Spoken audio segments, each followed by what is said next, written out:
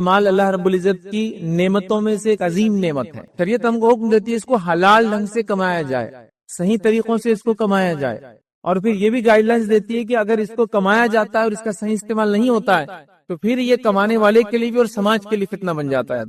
مال انسان نے کمایا اور کمانے میں لحاظ نہ رکھا تو مال بن گیا فتنہ۔ کمایا صحیح ڈھنگ سے، خرچ میں لحاظ نہیں رکھا، کہیں بھی خرچ کیا، حرام حلال تمیز نہیں کیا تو خرچ کرنا فتنہ ہوا۔ جتنے بھی جرم ہوتے آج، جتنے بھی فتنے اور فساد ہو رہے، تقریباً کہیں نہ کہیں سب کا بیس مال ہے۔ لوگ دھوکہ دے رہے ہیں کس وجہ سے؟ آپ کو، آپ کا مال ہڑپنے کے لیے۔ لوگ جھوٹی قسمیں کھا رہے ہیں، کیوں؟ اپنا مال بیچنے کے لیے۔ مال کی کمی سے امت کو اللہ کے رسول کو ڈر نہیں تھا، زیادتی سے ڈر تھا۔ ہر امت کی ایک آزمائش ہوتی ہے، ہر امت کا ایک ٹیسٹ ہوتا ہے، ہر امت کا ایک فتنہ ہوتا ہے، اور میری امت کا فتنہ مال ہے کہ مالدار کو خرچ کیے بغیر نجات نہیں ہے۔ انما اموالکم واولادکم فتنۃ واللہ عندہ اجر عظیم، اما بعد۔ تمام تعریفیں اس اللہ عز و جل کے لیے لائق و زیبا ہے جو تمام جہانوں کا بنانے والا اور اسے پالنے والا ہے، اور درود و سلام اس کے آخری نبی محمد صلی اللہ علیہ وسلم پر۔ میں آپ سب کا استقبال اسلامی طرز سے کرتا ہوں۔ السلام علیکم ورحمۃ اللہ وبرکاتہ۔ الحمدللہ، ہم تمام، جیسے کہ آپ تمام کے سامنے اعلان کیا گیا تھا کہ آج اس تیسری جو نشست ہوں گی، تھرڈ سیشن ہوگا ہمارا 10 ڈیز کانفرنس کا، اس کے اندر جو ٹاپک آپ کے سامنے اعلان کیا گیا تھا مال کا فتنہ، اس کو سننے کے لیے جو ہے جمع ہوئے۔ تو ایک بات جو سب سے پہلے ذہن میں آتی ہے وہ یہ ہے کہ مال خود فتنہ ہے۔ کیونکہ مال کا فتنہ ہم بول رہے ہیں تو ظاہر سی بات ہے ایک سوچ ذہن میں آتی ہے کہ ہاں مال بھی خود فتنہ ہے۔ تو یاد رکھیے سب سے پہلی چیز اس کی وضاحت ضروری ہے کہ مال اپنی ذات سے فتنہ نہیں، یاد رکھیے، بلکہ مال اللہ رب العزت کی نعمتوں میں سے ایک عظیم نعمت ہے، فتنہ نہیں، یاد رکھیے۔ لیکن مال کا فتنہ مطلب مثال کے طور پہ اگر میں کہوں آپ کو کہ یہ چھری ہے، اس سے کیا کیا کام ہو سکتا ہے، تو آپ کہیں گے اس سے سبزی کاٹی جا سکتی ہے، اس سے کہیں کتنے کام ہوتے ہیں گھر کے اندر، چھوٹے سے لے کے بڑا، کبھی کبھار تو انویلپ بھی اس سے کاٹ دیا جا رہا ہے، پارسل آ رہے اس سے کاٹ دی جا رہے، تو کئی چیزیں ہیں۔ لیکن اگر میں پھر بھی کہوں چھری کا فتنہ تو اس کا مطلب یہ ہے کہ چھری فتنہ نہیں ہے، اس کے ذریعے ہونے والی کیا کیا چیزیں جو نقصان دہ ہو سکتی ہے۔ کوئی کہے عورت کا فتنہ، تو عورت فتنہ نہیں، عورت کے ذریعے جو اگر وہ برائی میں چلی جائے تو کیا کیا نقصانات ہو سکتے ہیں۔ تو پتہ ہی چلا ہر اچھی چیز کو اگر الٹ کر دیا جائے، استعمال صحیح نہ ہو تو فتنہ بن جاتی ہے، بہت نقصان کا باعث بن جاتی ہے۔ تو مال بھی یاد رکھیے اللہ رب العزت کی ایک نعمت ہے جس کو شریعت یہ حکم دیتی ہے کہ حلال ڈھنگ سے اس کو کماؤ، اس کو روزی اور جو روٹی اور کیا کیا بولتے لوگ اپنے زبان میں مال سمجھ لیجئے، اردو کے اندر مال، دولت، ٹھیک ہے، اس کو اس طرح سے بھی الفاظ استعمال کیے جاتے ہیں، ٹھیک۔ تو بہرحال تو یہ ایک نعمت ہے اللہ رب العزت کی، یاد رکھیے۔ شریعت ہم کو حکم دیتی ہے اس کو حلال ڈھنگ سے کمایا جائے، صحیح طریقوں سے اس کو کمایا جائے، اور پھر یہ بھی گائیڈ لائنز دیتی ہے کہ اگر اس کو کمایا جاتا ہے اور اس کا صحیح استعمال نہیں ہوتا ہے تو پھر یہ کمانے والے کے لیے بھی اور سماج کے لیے فتنہ بن جاتا ہے۔ تو لہٰذا مال کے فتنے سے مراد مال فتنہ نہیں ہے، مالدار لوگ فتنہ نہیں ہے، بلکہ اس کا اگر استعمال صحیح ہوگا تو یہ اللہ کی نعمت ہے، استعمال صحیح ہوگا تو اس کو شکر گزاری میں اللہ کاؤنٹ کرے گا، اس کا اجر لکھ دیا جائے گا۔ اور اگر مال انسان نے کمایا اور کمانے میں لحاظ نہ رکھا تو مال بن گیا فتنہ۔ کمایا صحیح ڈھنگ سے، خرچ میں لحاظ نہیں رکھا، کہیں بھی خرچ کیا، حرام حلال تمیز نہیں کیا، خرچ کرنا فتنہ ہوا۔ کمایا لیکن اس پہ جو زکوٰۃ واجب تھی نہیں دیا تو خرچ نہ کرنا بڑا فتنہ اس کے لیے۔ کمایا لیکن جن کی ضرورتیں یا جن کی ذمہ داری آپ پہ دی ہے، والدین، بچے، ان پہ خرچ نہیں کیا، بن گیا فتنہ۔ کمایا لیکن کنجوسی کی، جہاں حق تھا ان کو بھی نہیں دیا، بن گیا فتنہ۔ تو لہٰذا مال اللہ رب العزت کی ایک نعمت ہے، لیکن یہ فتنہ تب بن جاتا ہے جب اس کو شرعی طور سے کمایا نہیں جاتا ہے اور شرعی طور سے خرچ نہیں کیا جاتا ہے، دونوں ہی شکلوں میں پھر یہ فتنہ بن جاتا ہے۔ یاد رکھیے یہ فتنہ شخصیت کے لیے بنتا ہے، یہ فتنہ سماج کے لیے بنتا ہے، یاد رکھیے۔ اور پورے کے پورے سماج جو اکثر آج کے دور میں کرپشن کی طرف جا رہے ہیں، برائی کی طرف جا رہے ہیں، خرابی کی طرف جا رہے ہیں، اس کی صرف اور صرف ایک واحد سب سے بڑی وجہ مال ہے۔ یاد رکھیے آپ کہیں نہیں پائیں گے کہ غریب ملک نے فلاں تماشا کر دیا، پورے ملک میں جو فساد، مطلب پورے زمین پہ فساد مچا دیا، لیکن مالدار ممالک کے فساد دیکھیے، مال کے ذریعے فساد کر رہے ہیں، ٹیکنالوجی کے ذریعے، چونکہ مال کے ذریعے بنائی جا رہی ہے اس سے فساد کرے، اور کیا کچھ نہیں ہو رہا ہے۔ تو لہٰذا مال اپنی ذات سے فتنہ نہیں، یاد رکھیں، اس کو کمانا بلکہ ہر فرد پر لازم اور ضروری، یاد رکھیں۔ انشاءاللہ بعد میں عنوان آئیں گا، ہم بے روزگار کیوں، محنت مشقت کی اہمیت، اس میں ساری تفصیلات انشاءاللہ آئیں گی۔ تو بہرحال تو مال یاد رکھیے اپنی ذات سے فتنہ نہیں ہے، اس کو حلال ڈھنگ سے کمایا جائے، حلال طریقے سے خرچ کیا جائے، نعمت، عظیم نعمت،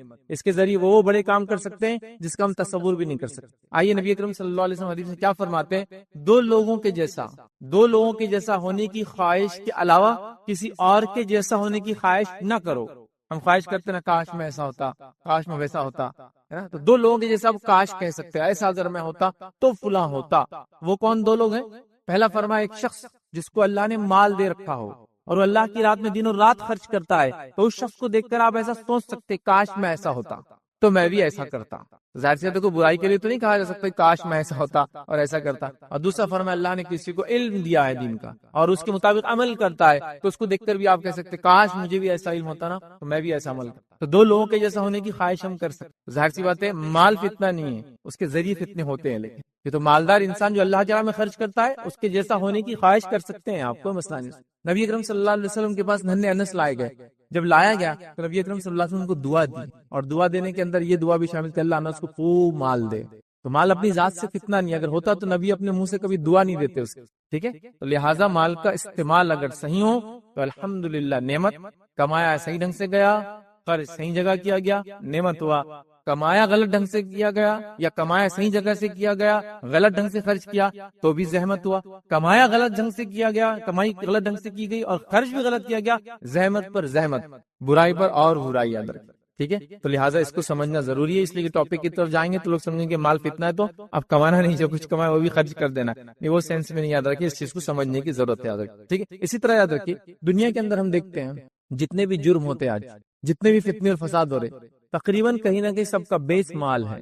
لوگوں کے پاس چوری کر رہے ہیں، بیس مال ہے۔ ڈاکے ڈالے جا رہے ہیں، بنیاد مال ہے۔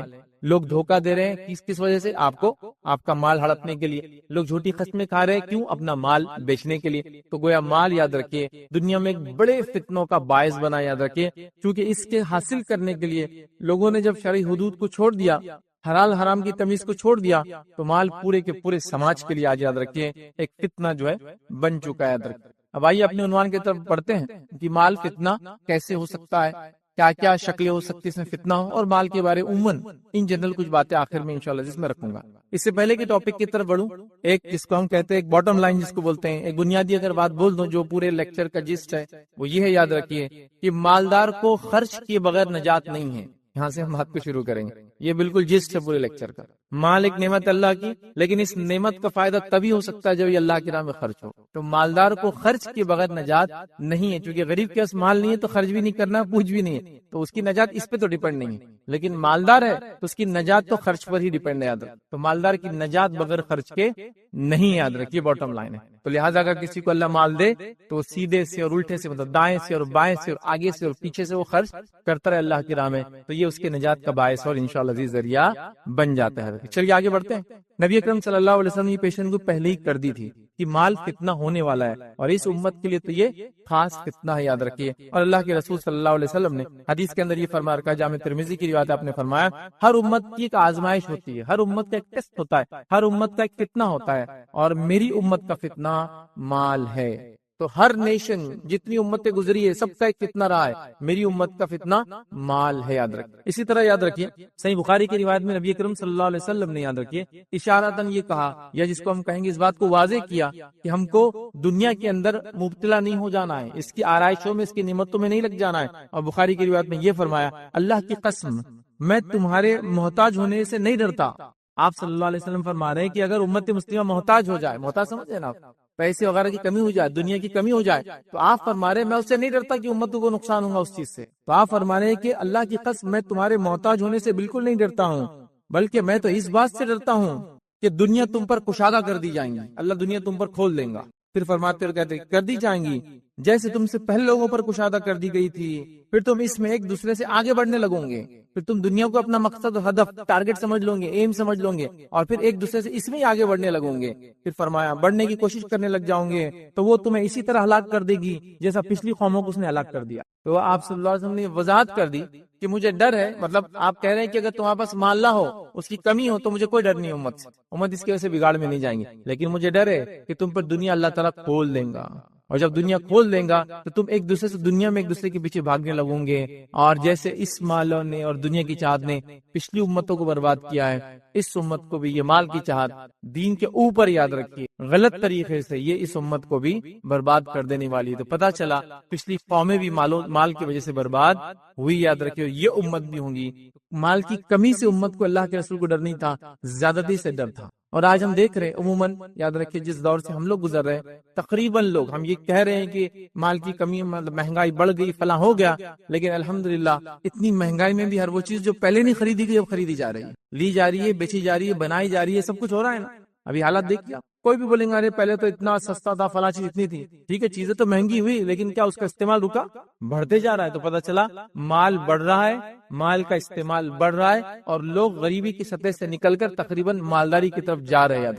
تو مال کا فتنے سے مراد جس کے پاس بھی پیسہ ہے اس کے لیے یاد رکھیے صحیح استعمال کرنا بے حد ضروری، یاد رکھیے۔ اس کے علاوہ دیکھیے نبی اکرم صلی اللہ علیہ وسلم کیا فرماتے ہیں، صحیح بخاری کی روایت ہے، آپ نے فرمایا کہا، اور حدیث میں فرمایا اس طرح سے الفاظ ہے، اپنے بعد میں جس بات سے ڈرتا ہوں وہ یہ ہے کہ زمین کی برکتیں تم پر کھول دی جائیں گی۔ اللہ تعالیٰ زمین کی برکتیں، نعمتیں تم امت مسلمہ پر کھول دیں گا۔ اور پھر آپ نے دنیا کی آرائش کا بیان شروع کیا، پہلے ایک بات بیان کی پھر دوسری بات بیان کی، مطلب دنیا تم پر کھول دی جائیں گی، اور اللہ کے رسول نعمتوں کو پھر ایک کے بعد ایک گنوانے لگے۔ راوی نے اس کو حدیث کے اندر گنوایا نہیں، وہ کیا کیا گنوایا گیا۔ پھر فرماتے اور کہتے ہیں کہ صحابی میں سے یا لوگوں میں سے کسی نے پوچھا، اے اللہ کے رسول کیا بھلائی سے برائی پیدا ہوں گی؟ مطلب آپ جو کہہ رہے ہیں کہ اللہ تعالیٰ دنیا کی مال و دولت کھول دیں گا، تو کیا بھلائی سے برائی پیدا ہوں گی؟ پھر نبی اکرم صلی اللہ علیہ وسلم یہ بات میں خاموش ہو گئے۔ صحابہ کو لگا کہ نبی اکرم صلی اللہ علیہ وسلم پر وحی نازل ہو رہی ہے، اور وہ خاموش رہے تھوڑی دیر۔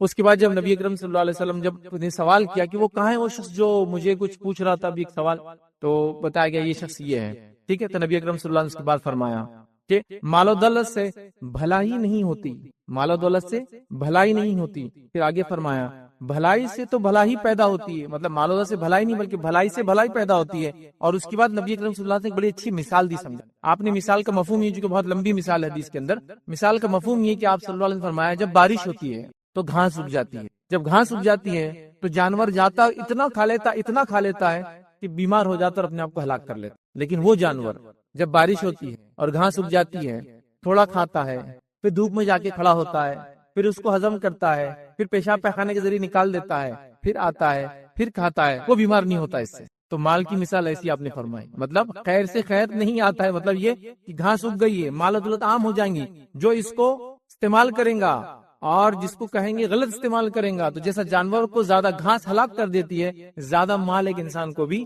ہلاک کر دیں گا۔ اور جیسے ایک جانور کم کھا کر، پھر دھوپ لے کر، کھانا ہضم کر کے، پیشاب پیخانہ کر کے اس کو ختم کرتا ہے، پھر تھوڑا کھاتا ہے، اگر ایسا ایک انسان کرے گا تو وہ نجات پالے گا، وہ فائدے میں رہیں گا، یاد رکھیے، باقی لوگ فائدے میں نہیں رہیں گے۔ اور پھر نبی اکرم صلی اللہ علیہ وسلم نے اس حدیث کے اندر یہ بھی بیان کیا کہ وہ یتیموں پر خرچ کرے، مسکینوں پہ خرچ کرے، اللہ تعالیٰ کی راہ میں خرچ کرے، تو پھر وہ بچ جائیں گا۔ مطلب یہ کہ جیسے جانور کھا رہا ہے، ہضم کر رہا ہے، پھر کھا رہا ہے، تو اس کا ہاضمہ بھی اچھا رہے گا، جانور بھی اچھا رہے گا۔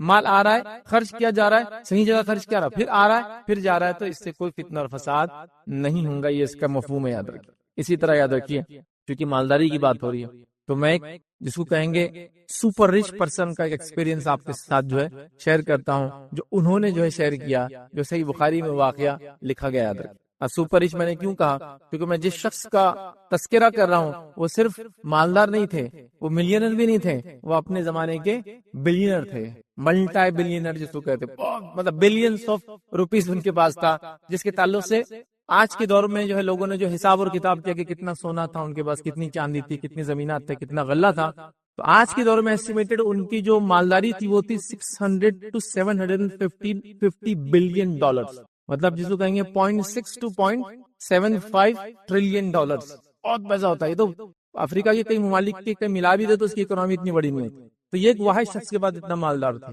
یا اتنے وہ مالدار تھے۔ ان کا ایکسپیرینس شیئر کرا جو انہوں نے ہی شیئر کیا ہے، اور ان کا نام ہے عبد الرحمن ابن عوف رضی اللہ عنہ۔ یہ بہت مالدار صحابی تھے، یاد رکھیں، مطلب صحابہ مالدار بہت تھے، یاد رکھیں، غریب بھی تھے، لیکن مالدار صحابی کی بھی فہرست بنائی جا سکتی، جس میں عثمان ابن عفان، عبد الرحمن ابن عوف رضی اللہ عنہ، یہ سر فہرست بہت، جس کو کہیں گے ٹاپ موسٹ لیول کے صحابہ جو مالداری میں تھے۔ تو یہ ایک مرتبہ بیٹھے تھے، اور روایت میں آتا ہے کہ ابراہیم بن عبد الرحمن کہتے ہیں، یہ ان کے بیٹے، اور کہتے ہیں کہ عبد الرحمن ابن عوف رضی اللہ عنہ کے سامنے ایک روز جو ہے کھانا لگایا گیا، آپ کو کھانا دیا گیا، تو کہنے لگے کھانا کھاتے کھاتے، مصعب بن عمیر جنگ جو احد میں شہید ہو گئے وہ مجھ سے زیادہ بہتر، کھانے کے وقت ہے، کھانا کھا رہے ہیں، کھانا دیا گیا، کہہ رہے مصعب بن عمیر مجھ سے زیادہ جو ہے، آپ فرما رہے جو ہے جنگ جو احد میں شامل ہوئے اور شہید کر دیے گئے، وہ مجھ سے بہتر تھے، اپنے اسلام کے اعتبار سے، اپنے ایمان کے، مجھ سے بہتر تھے۔ پھر فرماتے اور کہتے ہیں لیکن جب ان کا انتقال ہوا تو ان کو ایک چادر نصیب، روایت میں آتا ہے کہ ایک ٹکڑا تھا کپڑے کا، سر پہ ڈالتے تو پیر کھلے رہ جاتے تھے، پیر کی طرف کھینچ دیتے تو سر کھل جاتا، تو اللہ کے رسول سے پوچھا کہ آپ صلی اللہ علیہ وسلم سے کہ اب کیسے دفن کرے؟ تو کہا کہ سر ڈھک دو اور پیروں پہ گھاس رکھ دو. تو سر ڈھک دیا گیا، پیر پہ گھاس ڈال دی گئی. اور یہ بھی بہت مالدار انسان تھے، یاد رکھیے واقعے کا وقت نہیں ہے، بہت مالدار. یہ کہہ رہے کہ مجھ سے بہتر تھے، اور جب یہ شہید ہوئے تو ان کو پورا کفن بھی چادر نہیں ملی. پھر کہتے آگے بڑھ کر کہ حمزہ بھی اسی طرح شہید ہوئے اور حمزہ کو بھی مکمل کفن نہیں ملا، یاد رکھ. پھر اس کے بعد آپ کہنے لگے کہ نام لے کر کہا کہ وہ شہید ہوئے اور وہ بھی مجھ سے بہتر تھے، ان کو بھی کفن میں صرف ایک چادر، مطلب 3 چادر ہونا چاہیے، 3 کپڑا، تو ایک ہی چادر میسر ہوئی. میں ڈرتا ہوں کہیں ایسا نہ ہو کہ عیش و آرام کا سامان ہمیں دنیا ہی میں دے دیا جائے. اور یہ کہہ کر آپ نے خوب رویا کہ کہیں عیش و آرام کا سامان ہم کو دنیا میں اللہ نہ دے دے اور آخرت ہماری کہیں سے برباد نہ ہو جائے. اور یہ کہہ کر آپ خوب روئے، حالانکہ آپ خوب مالدار تھے، مطلب حد سے زیادہ آپ کے پاس مال و دولت تھا، لیکن آپ ڈرتے تھے کہیں مال و دولت غالب نہ جائے، کہیں اس کا فتنہ مجھ پر غالب نہ جائے، کہیں اس کی وجہ سے میں دنیا مبتلا نہ ہو جاؤں اور اپنی آخرت کو برباد کر دوں. حالانکہ مجھ سے افضل لوگ دنیا میں تھے اور وہ اتنی غربت کے اندر دنیا سے چلے گئے. ٹھیک ہے، بہرحال تو بہرحال ایک جس کو کہیں گے ایکسپیرینس تھا، ایک بہت مالدار انسان کا میں نے چاہا آپ کے سامنے رکھوں مال کے تعلق سے. اب آئیے، مال جو ہے کیسے فتنہ بنتا ہے، یا کن کن حالات میں فتنہ بن سکتا ہے. بہت مختصر ہم لیں گے کیونکہ بعد میں کچھ جنرل باتیں بھی اس کے اندر آئیں گی مال کے تعلق سے. تو مال کب فتنہ بن جاتا ہے، چند باتیں یا چند مقامات آپ کے سامنے رکھتا ہوں، یاد رکھیے. سب سے پہلے مال فتنہ کب بنتا ہے اور کن لوگوں کے لیے بنتا ہے؟ جب مال کی محبت اللہ اور اس کے رسول کی محبت سے ایکسیڈ کر جاتی ہے، مال فتنہ بن جاتا ہے. مال کی محبت دلوں میں اتنی زیادہ آ جاتی ہے کہ پہلے مال کا خیال آتا ہے، پھر دین و ایمان کا خیال آتا ہے. جیسا مثال کے طور پر میں نے یہ پروڈکٹ بنا دیا، اب پبلک میں بیچنا ہے، ارے بھائی پروڈکٹ لیکن حلال نہیں ہے، ارے بعد میں سوچیں گے نا، پہلے بیچو. تو آپ نے اللہ اور اس کے رسول کی تعلیمات بعد میں، پہلے مال پیسہ آنے دو، پہلے بعد میں ساری چیزیں دیکھیں گے کیا ہوتا ہے، کس کو نقصان ہوتا ہے، کون مرتا ہے، کون جیتا ہے، پہلے پیسہ آنا چاہیے. تو جس نے پیسے کو اپنا معبود بنا لیا، عام زبان میں کہوں گا، پیسے کو کتاب و سنت پہ مقدم رکھا، مطلب قرآن و حدیث پہ مقدم رکھا، اللہ اور اس کے رسول سے زیادہ محبت اس سے کی کہ اس کے مطابق ساری چیزیں ہوں گی، جو یہ جس کے ذریعے آئیں گا اس کے ذریعے ہم کام کریں گے، یہ جس سے دور ہو رہا ہم بھی وہ کام کو چھوڑ دیں گے، پیسہ جو بولیں گا وہ کریں گے، پیسہ جہاں سے آئیں گا وہیں کریں گے. تو یاد رکھیے یہ سب سے پہلا یا سب سے پہلی وجہ ہے جس کی وجہ سے مال فتنہ بن جاتا ہے، جب اللہ اور اس کے رسول کی محبت سے زیادہ مال کی محبت دلوں میں ہو جاتی ہے. اور یہ میں افسوس کے ساتھ کہہ رہا ہوں، ہم لوگوں کے دلوں میں یاد رکھیے آج مال کی محبت سب سے افضل محبت ہے. ارے بھائی فلاں چیز آپ کر رہے ہو لیکن وہ زمین صحیح نہیں ہے، وہ فلاں کا حق تھا، وہ یہ کی گئی نہیں، وہ سب جانے دو، اس سے فلاں ہو رہا ہے نا تو مجھے کرنا ہے. ارے آپ جو وہاں سے وہ کر رہے ہیں لیکن وہ آپ کا حق نہیں، آپ کیسے لے رہے؟ بس پیسہ آ رہا ہے نا تو مجھے کوئی لینا دینا نہیں، اسے بہنوں کا حق جا رہا ہے یا میری پھوپھیوں کا اب تک حق نہیں ملا وراثت، مجھے کوئی پرواہ نہیں، وہ دولت میرے پاس آنا چاہیے، تو بس یہ میرے لیے کافی ہے، باقی سب دیکھا جائے گا. سمجھے آپ؟ تو یہاں اللہ اور اس کے رسول کی تعلیمات سے زیادہ آپ کس کو ترجیح دے رہے ہیں؟ مال کو دے رہے ہیں. تو یہ مال پھر ہو گیا سب سے پہلی وجہ، یہ فتنہ بن گیا ہمارے لیے. تو مال فتنہ نہیں ہے، لیکن وہ لوگ جو مال کو اللہ اور اس کے رسول سے زیادہ چاہتے ہیں. اب میں یہ نہیں کہوں گا کوئی منہ سے اس کو کوئی مسلمان بولے گا کہ میں نعوذ باللہ اللہ اور اس کے رسول سے زیادہ مال کو چاہتا ہوں، لیکن پریکٹیکلی اپنے عمل سے انسان شو کرتا ہے کہ میں زیادہ چاہتا ہوں.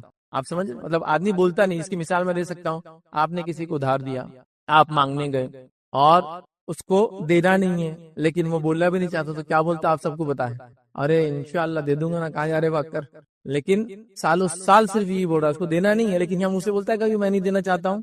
ارے بھائی کیسا نہیں دیں گے آپ کا پیسہ، اتنا حق حلال کا آپ نے کمایا، دینا ہی ہے.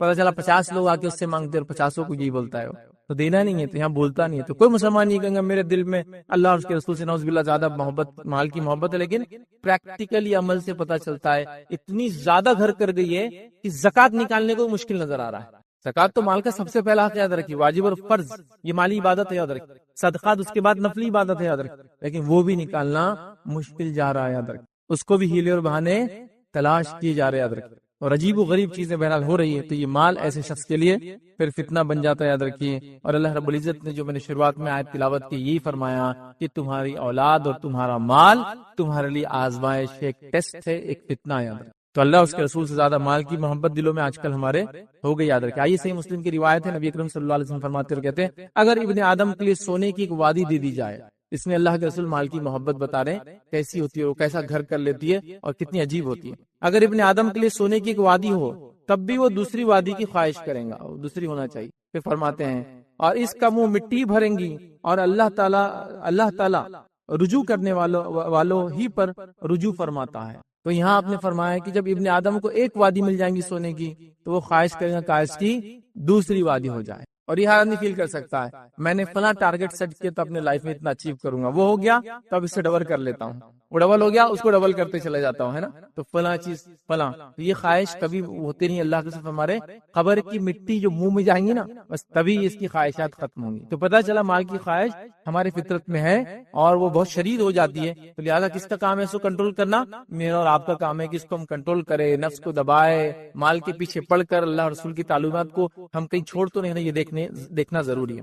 دوسری روایت صحیح مسلم کی یہ بھی یاد رکھیے, اس میں اللہ کے رسول صلی اللہ علیہ وسلم فرماتے ہوئے کہتے ہیں بوڑھے آدمی کا دل دو چیزوں کی محبت پر جوان ہی رہتا ہے ہمیشہ. بوڑھے آدمی کا دل بھی دو چیزوں کی محبت میں ہمیشہ جوان رہتا ہے. کیا فرماتے ہو؟ دو چیزیں کون کون سی آپ فرماتے ہیں؟ زندگی کی چاہت اور مال کی چاہت. یہ دونوں چیزوں پہ وہ جوان ہو جاتا ہے.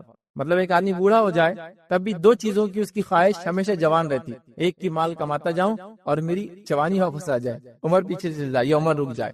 یہ دو خواہشیں اس کے اندر تب بھی رہتی, یاد رکھیں. تو پتہ چلا یہ خواہش ہمارے دل میں ہوتی ہے, مال کی محبت ہمارے دل میں ہے, ہم کو اس کو کنٹرول کرنا ہے, اس کو لمٹ میں لانا ہے, اس کی حق ادا کرنا ہے, اس کے ذریعے اپنی نفس کو ہلاکت سے بچانا ہے, نہ کہ اس کے ذریعے ہلاکت میں ڈالنا. یاد رکھیے اس بات کو ہم سمجھے. تو پہلی چیز اللہ اور اس کے رسول سے زیادہ مال سے محبت کرنا ہلاکت کا باعث.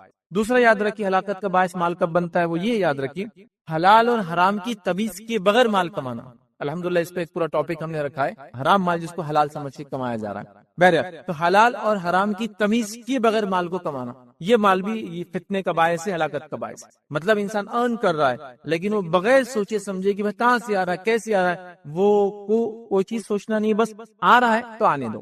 اس معاملے میں کوئی سوچ وچار کرنے کی ضرورت نہیں. جیسا بھی آ رہا ہے, چوری کے ذریعے آ رہا ہے, لوٹ کھسوٹ کے ذریعے آ رہا ہے, ڈاکہ ڈالنے کے ذریعے آ رہا ہے, رشوت خوری کے ذریعے آ رہا ہے, غلط مال بیچ کر آ رہا ہے, دھوکہ دے کر آ رہا ہے, جھوٹ بول کر آ رہا ہے, اللہ کی جھوٹی قسم کھا کر آ رہا ہے, بس پیسہ آ رہا ہے نا تو پھر اس کو آنے دو. بغیر حلال اور حرام کی تمیز کیے کہ مال کو حاصل کرنا یہ فتنہ ہے, یہ میرے اور آپ کے لیے ہلاکت کا باعث ہے. اور اکثر ہمارے یاد رکھیے محنتیں ہو رہی ہے لیکن رانگ ڈائریکشن میں. میں آپ کو اگر ایک سوال کروں کہ دروازہ جس پہ پل لکھا ہوا ہے ٹھیک اور اس کو پوری رات بھی پش کریں گے تو اس سے کچھ فائدہ ہوگا نہیں ہونے والا ہے. یہ بات کو سمجھنا ضروری یاد رکھیے کہ حرام حرام ہے, محنت کرنے سے حرام حلال نہیں ہو جاتا. کئی لوگوں کو یہ ہوتا ہے بولا تھا حرام ہے تو کیا بولتا ہے محنت کریں اس کے لیے. تو شراب بنانے والا بھی دن رات محنت کر رہا ہے, پسینہ بہا رہا ہے, کیا کچھ نہیں کر رہا, تو کیا وہ محنت جائز ہوئی؟ اس نے غلط جگہ محنت کی, اس لیے وہ محنت کا اس کو فائدہ نہیں ملے گا بلکہ وہ محنت اس کو نقصان کا دنیا اور آخرت میں نقصان کا باعث بنے گا. تو لہٰذا حلال اور حرام کی تمیز ہم بھی سیکھیں, حلال حرام کی تمیز اپنے بچوں کو سکھائے. حلال حرام کی تمیز ہر کسی کو ہونا چاہیے یاد رکھے تاکہ حرام کے لقمے سے ہم بچے. حرام کا لقمہ یا حرام کمائی بہت نقصان کرتی ہے یاد رکھے. ایک تو فتنہ تو بن جاتی ہے اور اتنا نقصان کرتی ہے کہ اللہ رب العزت ہماری دعاؤں کو بھی قبول نہیں کرتا ہے. صحیح مسلم کی روایت ہے, نبی اکرم صلی اللہ علیہ وسلم فرماتے ایک شخص ہے اور وہ گم گیا, کچھ نہیں اس کے پاس, مطلب آدمی کی حالت کیا ہوگی, اور اس کے سر کے بالوں میں اور داڑھی میں سب دھول بھر گئی. پاکستان میں دھول بہت اڑتی ہے, دھول بھر گئی, پراگندہ اس کے سر کے بال اور داڑھی کے بال ہے, اور وہ اپنے دونوں ہاتھ کو اٹھا کر یا رب دعا کرتا ہے, اے میرے رب, اے میرے, مطلب مدد کی گہار لگاتا ہے کہ میری مدد. اللہ کے رسول فرماتے ہیں کہ اللہ تعالیٰ فرماتا ہے میں اس کی مدد کیسے کروں, میں اس کی مدد کیسے کروں, اس کا کھانا حرام, اس کا پینا حرام, اس کا پہننا حرام, کیونکہ کمایا حرام تو پھر کھایا بھی حرام اور پیا بھی حرام اور پہنا بھی حرام, تو میں کیسے اس کی دعائیں قبول کروں. تو دعائیں قبول نہیں ہوتی یاد رکھیں حرام کمائی کی وجہ سے. ٹھیک ہے, خیر حرام کمائی کے نقصانات کیا تو ٹاپک نہیں ہے, لیکن یہ نقصان ہوتا ہے. تو ہم مال کے فتنے میں جب مبتلا ہوتے ہیں, جب حلال اور حرام کی تمیز ہم چھوڑ دیتے, یاد رکھیے صحیح بخاری کی روایت ہے, نبی اکرم صلی اللہ علیہ وسلم فرمایا لوگوں پر ایک وقت آئیں گا کہ آدمی پرواہ نہیں کرے گا کہ اس نے کس طریقے سے مال حاصل کیا ہے, حلال طریقے سے یا حرام طریقے سے. ایک زمانہ آئیں گا, اللہ کے رسول صلی اللہ علیہ وسلم پریڈکٹ کر چکے تھے کہ آدمی کیسے کمائیں گا, وہ اس کی تمیز نہیں کرے گا, چاہے حلال سے آؤ حرام سے آؤ, اصل چیز ہوگی مال آتا رہے, پیسہ ڈراپ ان ہوتا رہے, اکاؤنٹ فل ہوتا رہے, بس اصل ہے. اور یہی مال کی ہوڑ نے آج اکثر لوگوں کو انسانیت کے قتل کرنے پر, ان کو برباد کرنے پہ آمادہ کیا ہے. کتنی ایسے ذرائع جو حرام ہے لیکن وہ مسلمانوں میں اس کو بیچا جا رہا ہے, اس کو بنایا جا رہا ہے, اس کو کھایا جا رہا ہے, اس کو پیا جا رہا ہے, اور کرنے والے کو نصیحت کر دو, کہتا نہیں بھائی پیسے آ رہا نا جب تک تو چیزیں چلنے دو, بعد میں دیکھا جائے گا. یا پھر ایک غلط سوچ, وہ سوچ کا ازالہ بھی کرتا ہوں, یہ ہے کہ اگر میری انکم حرام ہے اور میں اس کو زیادہ سے زیادہ اللہ کے راہ میں خرچ کروں تو وہ کمپنسیٹ ہو جائیں گی. تو اللہ تعالیٰ یاد رکھیے حرام کو پسند ہی نہیں کرتا, حرام صدقہ بھی قبول نہیں کرتا. لہٰذا کچھ لوگوں کی تھاٹ ہوتی ہے نا, تو رشوت لے لوں گا تو ادھر صدقہ بھی کر دوں گا. رشوت لینا ہی حرام ہے, صدقہ بعد میں دیکھا جائے گا, چونکہ وہ قبول ہی نہیں ہوتا, چونکہ وہ حرام طریقے سے کیا گیا. یہ بات سمجھنا ضروری یاد رکھیے. یہ 2 شخص تھے, آگے ایک انار لے کر ایک شخص جا رہا تھا, تو ایک شخص نے کیا کیا, انار کی ٹوکری میں سے ایک انار اٹھا لیا, اور دوسرے شخص نے کہا بھائی یہ تو چوری ہے, آپ نے انار اٹھا لیا. تو کہا ارے دیکھو ابھی کیا کرتا ہوں. اچھا کیا کرتے, آگے جا کے اس نے فقیر کو دیا اور کہا دیکھو یہ فقیر کیا انار لے کر کھا سکتا تھا, نہیں نا, تو میں نے اس کی مدد کی. لیکن انہوں نے کہا یہ تو ٹھیک ہے تم نے اس کی مدد کی, لیکن پہلا جو کام کیا چوری, وہ تو حرام ہے نا. ہم کیا کر رہے ہیں, نہیں ٹھیک ہے حرام تو ہے لیکن اس کو ایڈجسٹ کر لیں گے, نہیں وہ تو ٹھیک ہے اللہ کے راہ میں خرچ کر دیں گے, مسجد تعمیر کر دیں گے. کیسے ہوں گی مسجد تعمیر, کیسے آپ کسی یتیم اور غریب کو پیسہ دے سکتے, وہ قبول ہی نہیں ہوتا ہے. ٹھیک ہے اس کو تو اس کا فائدہ ہو جائے گا, لیکن آپ کا جو ہے صدقہ قبول نہیں ہوا, یاد رکھ. تو لہٰذا حلال اور حرام کی تمیز کے بغیر مال کمانا, یہی مال یاد رکھیے میرے اور آپ کے لیے فتنے کا باعث بنتا ہے, یاد رکھیے. اسی طرح یاد رکھیے مال یاد رکھیے جو ہلاکت کا باعث بنتا ہے, جو فتنہ بنتا ہے, اس میں تیسری شکل یاد رکھیے فضول خرچی کرنا. ٹھیک ہے ایک انسان نے حلال ڈھنگ سے کمایا, رائٹ سورسز سے اس نے ارن کیا, لیکن اسپینڈنگ, ہم مسلمانوں میں سے میں یہ تو نہیں کہوں گے اکثر لوگ حرام کماتے, الحمدللہ امت بہت سوچ سمجھ کے کماتی ہے, لیکن آج جو جگہ خرچ ہو رہا ہے وہ بغیر سوچے سمجھے خرچ ہو رہا ہے. یہاں تو اسپینڈنگ میں تو حرام میں ہم جا رہے ہیں. ٹھیک ہے میں نے بہت محنت سے ارن کیا, محنت سے کمایا, الحمدللہ بہت اچھی بات ہے, لیکن خرچ میں ہم بالکل نہیں سوچ رہے. ایک قلیل تعداد جو حرام کما رہی ہے, حلال اور حرام دونوں جگہ خرچ کر رہی ہے, لیکن ایک بڑی تعداد جو الحمدللہ حلال ہی کما رہی ہے, لیکن خرچ میں کوئی تمیز نہیں کر رہی ہے. تو یاد رکھو جیسا حلال کمانا ضروری ہے ویسے حلال خرچ کرنا بھی ضروری. تو آج خرچ صحیح جگہ نہیں کیا جا رہا ہے, عام زبان میں فضول خرچی میں ڈالا جا رہا ہے, اور نہ جانے کہاں کہاں یاد رکھیے کن کن جگہوں پر مال کا استعمال ہو رہا ہے, اور یہ مال میرے اور آپ کے لیے یاد رکھیے ہلاکت کا باعث بن جا رہا ہے. یاد رکھیے اللہ رب العزت نے قرآن نے فرمایا اور کہا, سورہ اعراف سورہ نمبر 7 آیت نمبر 31 میں اللہ فرماتا اور کہتا ہے کلوا واشربوا ولا تسرفوا. اللہ فرماتا اور کہتا ہے کھاؤ اور پیو اور اسراف مت کرو, بیجا خرچ مت کرو. ٹھیک ہے اللہ تعالیٰ بیجا خرچ کرنے والوں کو پسند نہیں کرتا.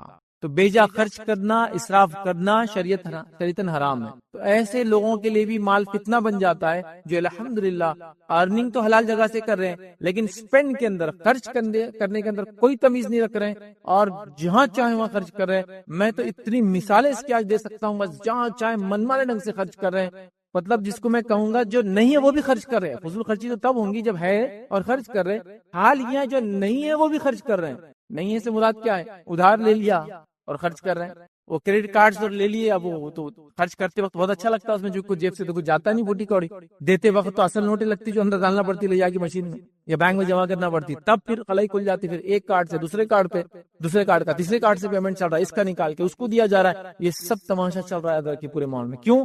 فضول خرچی, اسراف, غلط جگہ خرچ کرنا, حرام چیزوں پہ خرچ کرنا, کبھی کبھار حلال چیزوں پہ خرچ کرنا, لیکن اتنا انلمیٹڈ خرچ کرنا وہ بھی مسئلہ ہو جاتا ہے ادر. اور فضول خرچی میں ہم میں سے کوئی بھی آج بچا نہیں ہے ادر, اتنا زیادہ ہو گیا, اتنا زیادہ ادر. جہاں خرچ کرنا ہے وہ محتاج تو بھی انتظار ہی کر رہے ہیں کہ بھائی کچھ ہو جائے تو ہمارا بھی بیڑا پار ہو جائے. اللہ نے جو مالداروں کے دولت میں ہمارا بھی حق رکھا ہے تو کچھ اس میں سے مل جائے.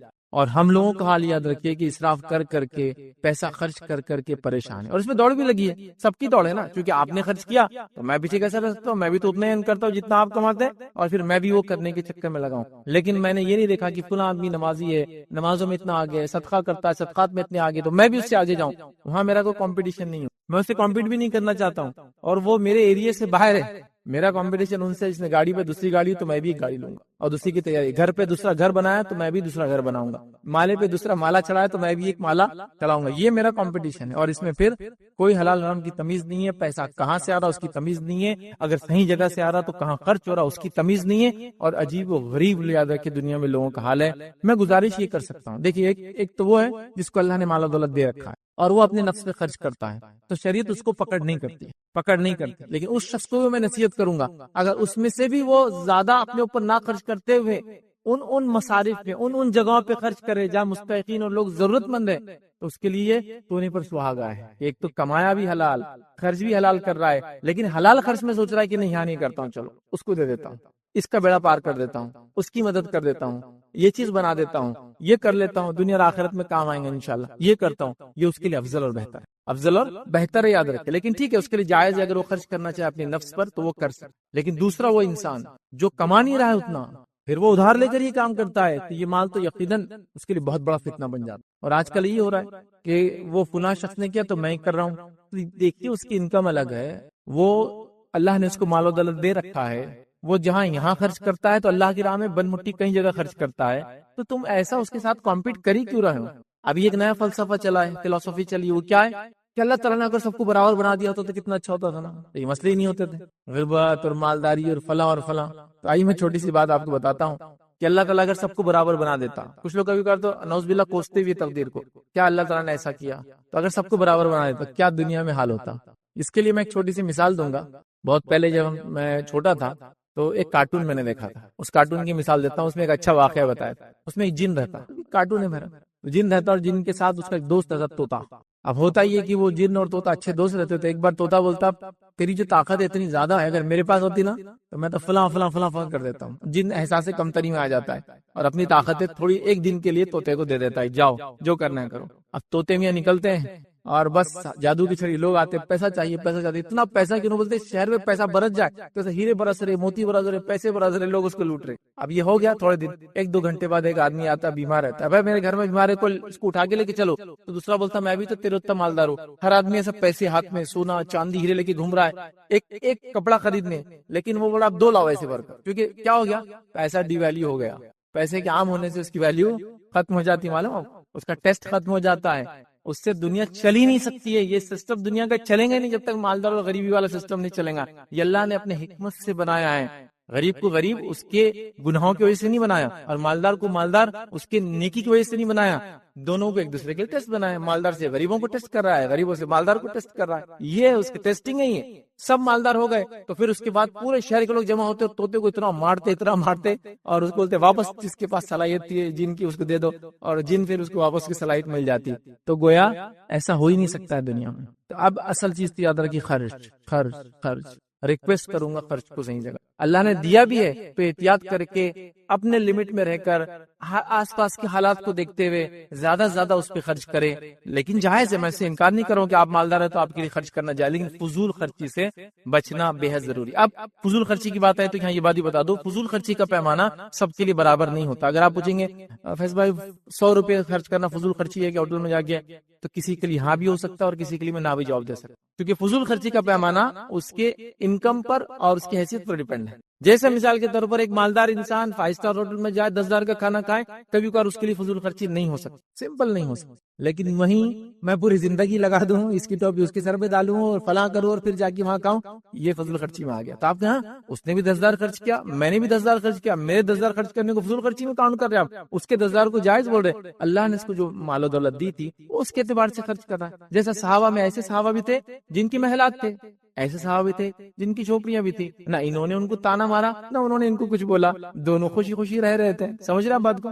تو لہٰذا جس کے پاس جو انکم ہے اس کی ویسے ایکسپینس رہیں گا، وہ مسئلہ نہیں ہے۔ فضول خرچی یاد رکھیے، اس کا پیمانہ ہر کسی سے بدلیں گا۔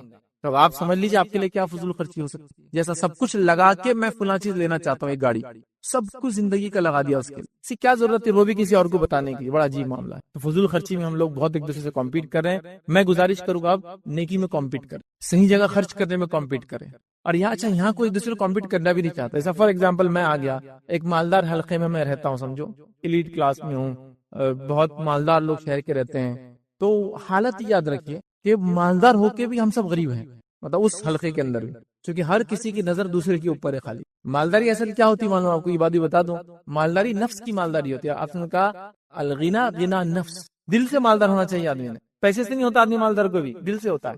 تو یہاں مالدار تو ہوں، آپ کسی کے پاس میں نے دیکھ لیا کہ کل تک یہ کچن تھا، آج یہ کچن ہے، وہ کچن سے اندازہ ہوگا گاڑی کون سی اس کے پاس، اب میں لگ گیا یہ گاڑی حاصل کرنے کے لیے، لیکن میں نے کبھی اس کی مسجدوں کی تعمیر، مدارس پہ خرچ، یتیموں کو دینا، مسکینوں کی مدد کرنا، مسافروں کے لیے فلاح کرنا، بیماروں کے لیے وہ نہیں دیکھا۔ اب میں لگ گیا اس کے پیچھے دوڑ میں کہ مجھے بھی ایسا کچن ہاتھ میں چاہیے جو یہ برانڈ کا ہو، اس کی ضرورت نہیں تھی، اور پھر اب میں کیا کر رہا ہوں، فضول خرچی کی طرف جا رہا تھا۔ الحمدللہ امت مسلمہ میں اکثر لوگ حلال کماتے ہیں، لیکن فضول خرچی کا پیمانہ بہت ہو چکا ہے، یاد رکھیے۔ اس کے کئی جس کو کہتے ہیں مظہر، جس کو بولتے ہیں جہاں ہم دیکھ سکتے ہیں، یاد رکھیے۔ میں مثالیں دے سکتا ہوں، ہمارے لباس، ہمارے گاڑی، ہماری شادی بیاہ، ہمارے خام و خواہ کے آؤٹنگز کے خرچ اس لمٹ میں اور اس حد پہ ہو گئے جس کی کوئی امتحان نہیں. اننیسری چیزوں کو بس مہینے 2 مہینے 4 مہینے سال بھر میں بدلنا گیجٹس کو، اس لیے کہ بھائی نیا گیجٹ آ گیا تو پھر کیسا ہوں گا. پرانا تو پرانا ہی ہو نا، اتنا پرانا لوگ کیسے نام رکھیں گے بھائی اتنے بڑے سیٹ ابھی تک جو ہے 15 نمبر کا استعمال کرے، 16 نمبر کا آ گیا، 17 کی تیاریاں چالو ہیں. ہاں ادھر 25 لانچ ہو گیا، ادھر 26 آنے والا ہے، تم ابھی بھی جو ہے 22 استعمال کر رہے، کیسا ہو سکتا ہے نا. ماڈل دیکھتے ہیں نا سر ایک دوسرے کو، اور میں تو اچیومنٹ کے لیے انتظار ہی کر رہا کہ میرا اسٹیٹس کب جائے گا کہ میں یہ نمبر سال کے حساب سے ہینڈ سیٹس لوں گا. یہ سب ہو رہا ہے یاد رکھ، تو فضول خرچی یاد رکھ، اس کی سب پیمانے ہیں، اس کے لیے ساری پلاننگ ہے، اس کے لیے ساری کوششیں یاد رکھ. اور یہاں ہم کر رہے پھر اس نے گھر بنایا تو مجھے گھر بنانا ہے. فضول خرچی سے بچی یاد رکھیے. بڑی اہم چیزیں یاد رکھیے. اللہ تعالیٰ نے کہا کھاؤ پیو اور اسراف مت کرو. اسی طرح یاد رکھیے دوسری جگہ جو ہے اللہ رب العزت قرآن فرماتا کہتا ہے اور رشتہ داروں اور مسکینوں اور مسافروں کو ان کا حق دو اور مال کو بیجا خرچ نہ کرو، بے شک بیجا خرچ کرنے والے شیطان کے بھائی ہے. اور اللہ رب العزت فرماتا ہے اور شیطان اپنے رب کا ناشکرا ہے، تو لہٰذا بیجا خرچ کرنے سے ہم کو منع کیا گیا. اسی طرح اللہ کے رسول صلی اللہ علیہ وسلم فرماتے کہتے ہیں ایک شخص رسول اکرم صلی اللہ علیہ وسلم کی خدمت میں حاضر ہوا اور اس نے عرض کیا کہ میں فقیر ہوں، میرے واسطے کچھ بھی مال وغیرہ موجود نہیں ہے اور ایک یتیم بچے کی جو ہے میرے اوپر کفالت ہے. تو آپ صلی اللہ علیہ وسلم فرمایا کہ پھر کفالت ہے، اس کے پاس اگر یتیم کچھ پیسہ ہے تو اتنا لے لے جتنے کی تجھے ضرورت ہے، یاد رکھیے، اور اس سے زیادہ نہ لینا، ٹھیک ہے، کیونکہ وہ فضول خرچی میں آ جائیں گا. مطلب جو حد ہے اتنی تم لے لو، اس سے زیادہ نہیں لینا ورنہ وہ فضول خرچی میں آئیں گے. یاد رکھیں. آئیے آگے بڑھتے ہیں. تو فضول خرچی سے ہم نے دیکھا یہ بھی ایک وجہ مال فتنہ بن جاتا ہے. چوتھی چیز یاد رکھیے، مال خرچ نہ کرنا اور کنجوسی کرنا، یہ بھی مال کا فتنہ ہے. آپ کے پاس مال و دولت ہے، ایک ہے فضول خرچ، اسپینڈ تھرفٹ، وہ برباد کر رہا ہے، مال جلا رہا ہے، دوسرا ہے خرچ ہی نہیں کر رہا ہے. اور بخیلی کے اندر خاص طور سے زکوٰۃ کا نہ دینا، اور بخیلی کے اندر خاص طور سے اللہ نے جن کے حق رکھے وہ نہیں رکھنا، یہ بخیلی ہے. ایک انسان اگر اپنے مال کی زکوٰۃ نکالتا ہے اور اللہ نے جن کے حق رکھا ہے دیتا ہے تو اس کو آپ کنجوس نہیں بول سکتے. پھر وہ کفایت شعر ہے. اس کے بعد کفایت شعری اور کنجوسی میں بہت تھوڑا سا ڈفرنس ہے، بہت چھوٹی سی لائن ہے. ایک آدمی زکوٰۃ دیتا ہے اپنے مال کی، ایک آدمی جو جن کا حق ہے وہ سب دیتا ہے، اس کے بعد وہ ایک کوٹی کوڑی کہیں خرچ کرتا ہے. مطلب بیوی بچوں کا حق کھلا رہا ہے، پلا رہا ہے، اچھا رکھ رہا ہے، اللہ نے جو حق رکھا زکوٰۃ دے رہا ہے، ضرورت پڑی امت کو جب پال خرچ کر رہا ہے، لیکن سادہ سیدھا لباس ہے، سادہ سیدھا آج بھی گھر ہے اس کا، کوئی مطلب ایسا گھر نہیں کہ لوگ کہے کہ یہ وہ مالدار شخص ہے، سادی سیدھی گاڑیوں میں رہ رہا ہے، تو آپ اس کو کنجوس نہیں بول سکتے. بہت سے لوگ بولتے ہیں ارے اتنا مال ہے، اس نے جلائیں گا بھی نہ پورا تو 7 پیڑھیوں تک چلیں گا، لیکن دیکھو گاڑی نہیں میرے پاس رہتا نا تو میں بتاتا پھر کائے میں گھومتا اور کیا کرتا. یہ کنجوس نہیں ہے، یہ آدمی کنجوس نہیں. کنجوس کون ہے؟ جو اللہ کا حق بھی نہ دے. کنجوس کون ہے؟ جو اللہ نے جن کا حق رکھا ہے ان کو نہ دے. ماں باپ پہ خرچ نہیں کر رہا ہے، زکوٰۃ نہیں دے رہا ہے، بیوی بچوں پہ خرچ نہیں کر رہا، ترس رہے لوگ جن کو ضرورت ہے ان کو بھی نہیں دیتا ہے، یہ ہوئی کنجوسی. ورنہ ہمارے پاس کیا ہوتا ہے، ایک آدمی کے پاس 10 چیزیں 11 بھی نہیں لیا، اور کیا کنجوس ہے تو ٹھیک ہے وہ احتیاط کر رہا ہے، کفایت شعری کر رہا ہے، اس میں مسئلہ نہیں آتا. ٹھیک ہے، تو مال نہ خرچ کرنا اور کنجوسی کرنا یاد رکھیے. آئیے اللہ رب العزت قرآن میں کیا فرماتا، سورہ آل عمران سورہ نمبر 3 آیت نمبر 180 میں اللہ فرماتا اور کہتا ہے جنہیں اللہ تعالیٰ نے اپنے فضل سے کچھ عطا کیا ہے اس میں وہ اپنی کنجوسی کو اپنے لیے بہتر نہ سمجھے. اللہ تعالیٰ نے اپنے فضل میں سے، مال و دولت میں سے جب لوگوں کو دے رکھا ہے تو اللہ تعالیٰ فرما رہا ہے عطا کیا ہے، وہ اپنی کنجوسی کو اپنے لیے بہتر نہ سمجھے. مطلب کنجوسی کرنے کو اپنے لیے بہتر نہ سمجھے، بلکہ وہ ان کے لیے بدترین ہے، وہ ان کے لیے بری چیز. یاد رکھیں ان قریب روز قیامت یہ اپنے کنجوسی کی وجہ سے توق ڈالے جائیں گے. مطلب اس کنجوسی کی وجہ سے جو مال انہوں نے بچایا اس کا توق ان کے گلے میں ڈالا جائے گا. آسمان اور زمین کی وراثت اللہ کی ہے اور جو کچھ تم کر رہے ہو اللہ تعالیٰ اس سے باخبر ہے. تو اللہ تعالیٰ فرما رہا ہے کنجوسی نہ کرے، ورنہ اگر وہ کنجوسی کریں گے جن کا حق ہے نہیں دیں گے، اللہ تعالیٰ اس مال کو گلے میں لٹکائیں گا. قرآن کی آیتوں میں یہ کہ جو سونا اور چاندی جمع کرتے ہیں اور اس کو اللہ کے راہ میں خرچ نہیں کرتے، جہاں خرچ کرنا زکوٰۃ نہیں دیتے، یہ سونے چاندی پگھلا کر ان کی پیشانیوں پر، ان کے پہلوؤں پر اور ان کے سائڈ سے، مطلب اس کو نیچے پیچھے ہر طرف ان کو سونے اور چاندی ڈالی جائیں گی. خاص طور سے وہ لوگ جو زکوٰۃ نہیں دیتے تو یہ سونے چاندی کے تعلق سے یاد ہے کہ جو مال و دولت کی زکوٰۃ نہیں دیتے اور کنجوسی کرتے ہیں ان کا تو بہت بدترین حال ہے. اور مال کی زکوٰۃ نہ دینا کنجوسی کی وجہ سے، کسی بھی اور وجہ سے، یاد رکھیے مال کی محبت کی وجہ سے، یہ تو اتنے بڑے فتنے کا باعث ہے کہ باقی سارے لوگوں کو عذاب حساب و کتاب کی بات ہونے والا ہے. لیکن جو زکوٰۃ نہیں دیتا تھا اس کا حال یہ ہوگا جب حساب اور کتاب چلیں گا تو وہ 50,000 ایئرز تک اس کو عذاب دیا کنٹینیوس جاتا رہے گا اور پھر اس کا حساب الگ ہونے والا ہے. مطلب میں نے نماز نہیں پڑھی تھی، حساب و کتاب ہو رہا ہے، سزا مل رہی ہے. زکوٰۃ نہیں دی تھی تو حساب و کتاب لوگوں کا چالو ہے، جب تک لوگوں کا حساب کتاب چالو ہے تب تک بھی سزا مل رہی ہے. آنکھ تپایا جا رہا ہے، سونے اور چاندی کو پگھلا کر چہروں پر اور جسم پر ڈالا جا رہا ہے، وہ جانور جن کی زکات نہیں دی گئی، انسان کو لٹا دیا جائے گا، جانور موٹے تازے ہو جائیں گے اور اس پر اتنے 50,000 سال تک دوڑتے رہیں گے، اس کے اوپر سے دوڑیں گے. اور جانور کا آپ اگر بکری کا کھر بھی آپ کے پیر پہ لگ جائے نا کبھی، اتنی عجیب تکلیف ہوتی ہے.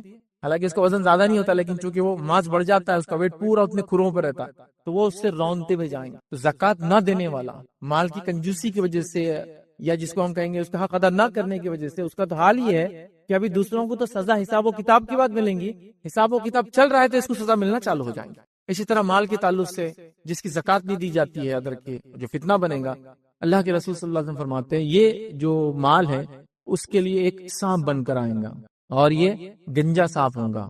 مطلب سانپ کے زہر کی وجہ سے اس کے سر پہ کچھ روئیں ہوتے ہیں، لیکن وہ بھی جھڑ جاتے ہیں، اس کے پوائزن کی وجہ سے اس کے سیلف باڈی کو بھی ڈسٹرکشن ہوتا ہے، اور وہ اس کے گلے میں ہوں گا، اور وہ اس کو ہونٹوں پر ڈسیں گا اور کہے گا انا کنزک انا مالک، میں تیرا خزانہ ہوں، میں تیرا مال ہوں، اور ڈستا رہیں گا ادھر. تو یہ عذابات یہیں سے شروع ہو جا رہے ہیں. آخرت میں حساب و کتاب سے پہلے بھی عذاب مل رہا ہے. تو مال کے معاملے میں کنجوسی نہیں کرنا چاہیے، خاص طور سے اللہ نے جن کا حق رکھا ہے. ایسے میں کئی لوگوں کو جانتا ہوں کنجوسی اتنی نفس پہ آ جاتی ہے اسی کوئی امتحان ہے. اور ایک عجیب و غریب کنجوسی رہتی ہے مالدار لوگوں کی. کبھی کبھار میں نے دیکھا اے سی لگا ہوا لیکن چالو نہیں کر سکتے، گاڑی ہے لیکن چلا نہیں سکتے، فون ہے لیکن مس کال دینا چاہیے. دیکھا آپ نے ایسے لوگ. تو یہ تو ایک عجیب نیکسٹ لیول کی کنجوسی ہے کہ اللہ نے سب کچھ دے رکھا لیکن اپنے نفس کو چھوڑ کے سب پہ خرچ کرنا ہے. پھر پتا چلا جناب ایسی کنجوسی کر کے چنے کھا کے زندگی گزار کر چلے گئے، بچوں نے ان کے مرتے 2 سال میں پوری وراثت کو ٹائٹا فش کر دیا. کیا فائدہ ہو اتنا کما کے؟ اپنے لیے استعمال کرتا مال، اپنے لیے فائدہ اٹھا لیتا، کنجوسی نہ کر کے جہاں خرچ کرنا دے دیتا، دے کے اپنے لیے تیاری کر لیتا، آخرت کی تیاری. دیکھیے مال کے ذریعے آخرت کی بہت آسانی سے انسان تیاری کر سکتا ہے، جو غریب کے لیے وہ کام کرنا مشکل. لیکن وہی مال جب ملتا ہے آدمی خرچ نہیں کرتا ہے تو فتنہ ہی بن جاتا ہے، اتنی بڑا عذاب بھی ہو جاتا ہے. تو یہ بڑی اہم بات ہے. تو لہٰذا نفس کی کنجوسی سے ہم نے بچنا چاہیے، اور اللہ نے جو مال دیا اس کو صحیح جگہ خرچ کرنا چاہیے، فضول خرچ بھی ہونا چاہیے، صحیح جگہ ہونا چاہیے. سب سے پہلے اللہ کی راہ میں جس میں زکوٰۃ آ گئی جو فرض ہے، اس کے علاوہ صدقات اور خیرات. اس کے ساتھ ساتھ سب سے پہلے اگر انسانوں میں حق ہے تو والدین پر، اس کے بعد بیوی اور بچوں پر، اور اس کے بعد کے رشتے دار، اور اس کے بعد کے رشتے دار جن جن کا حق یاد رکھے سب کا دینا چاہیے. آئیے 5ویں جگہ یاد رکھیے جہاں مال فتنہ بن جاتا ہے ہمارے لیے، یاد رکھیے وہ ہے کثرت مال کی وجہ سے تکبر آ جانا. کثرت مال کی وجہ سے لوگوں کو حقیر سمجھنے لگ جانا. دیکھیں کسی کے پاس مال ہے وہ استعمال کرے، کوئی برائی نہیں، لیکن وہ استعمال کرے اور دوسروں کو نیچا سمجھے، وہ بہت بڑا مسئلہ. تکبر آ جانا ہے. اور اکثر ہم دیکھتے ہیں مال انسانوں میں تکبر لاتا ہے، جس کی ایک جیتی جاگتی مثال قرآن میں موجود تھی. وہ کون سی ہے؟ قارون کی مثال. قارون کو اللہ نے بہت مال و دولت دے رکھی. مطلب قارون شاید ان لوگوں میں سے تھا جو کنگز کو فائنینس کرتے، بادشاہوں کو فائنینس کرتے ہیں. ہوتے ہیں نا کنگ میکر رہتے ایسے لوگ، دکھتے نہیں کچھ نہیں لیکن اتنا مال و دولت کی ملکوں کی حکومتوں کو ہلا دیتے، فلاں کر دیتے. شاید کنگ میکر تھا قارون.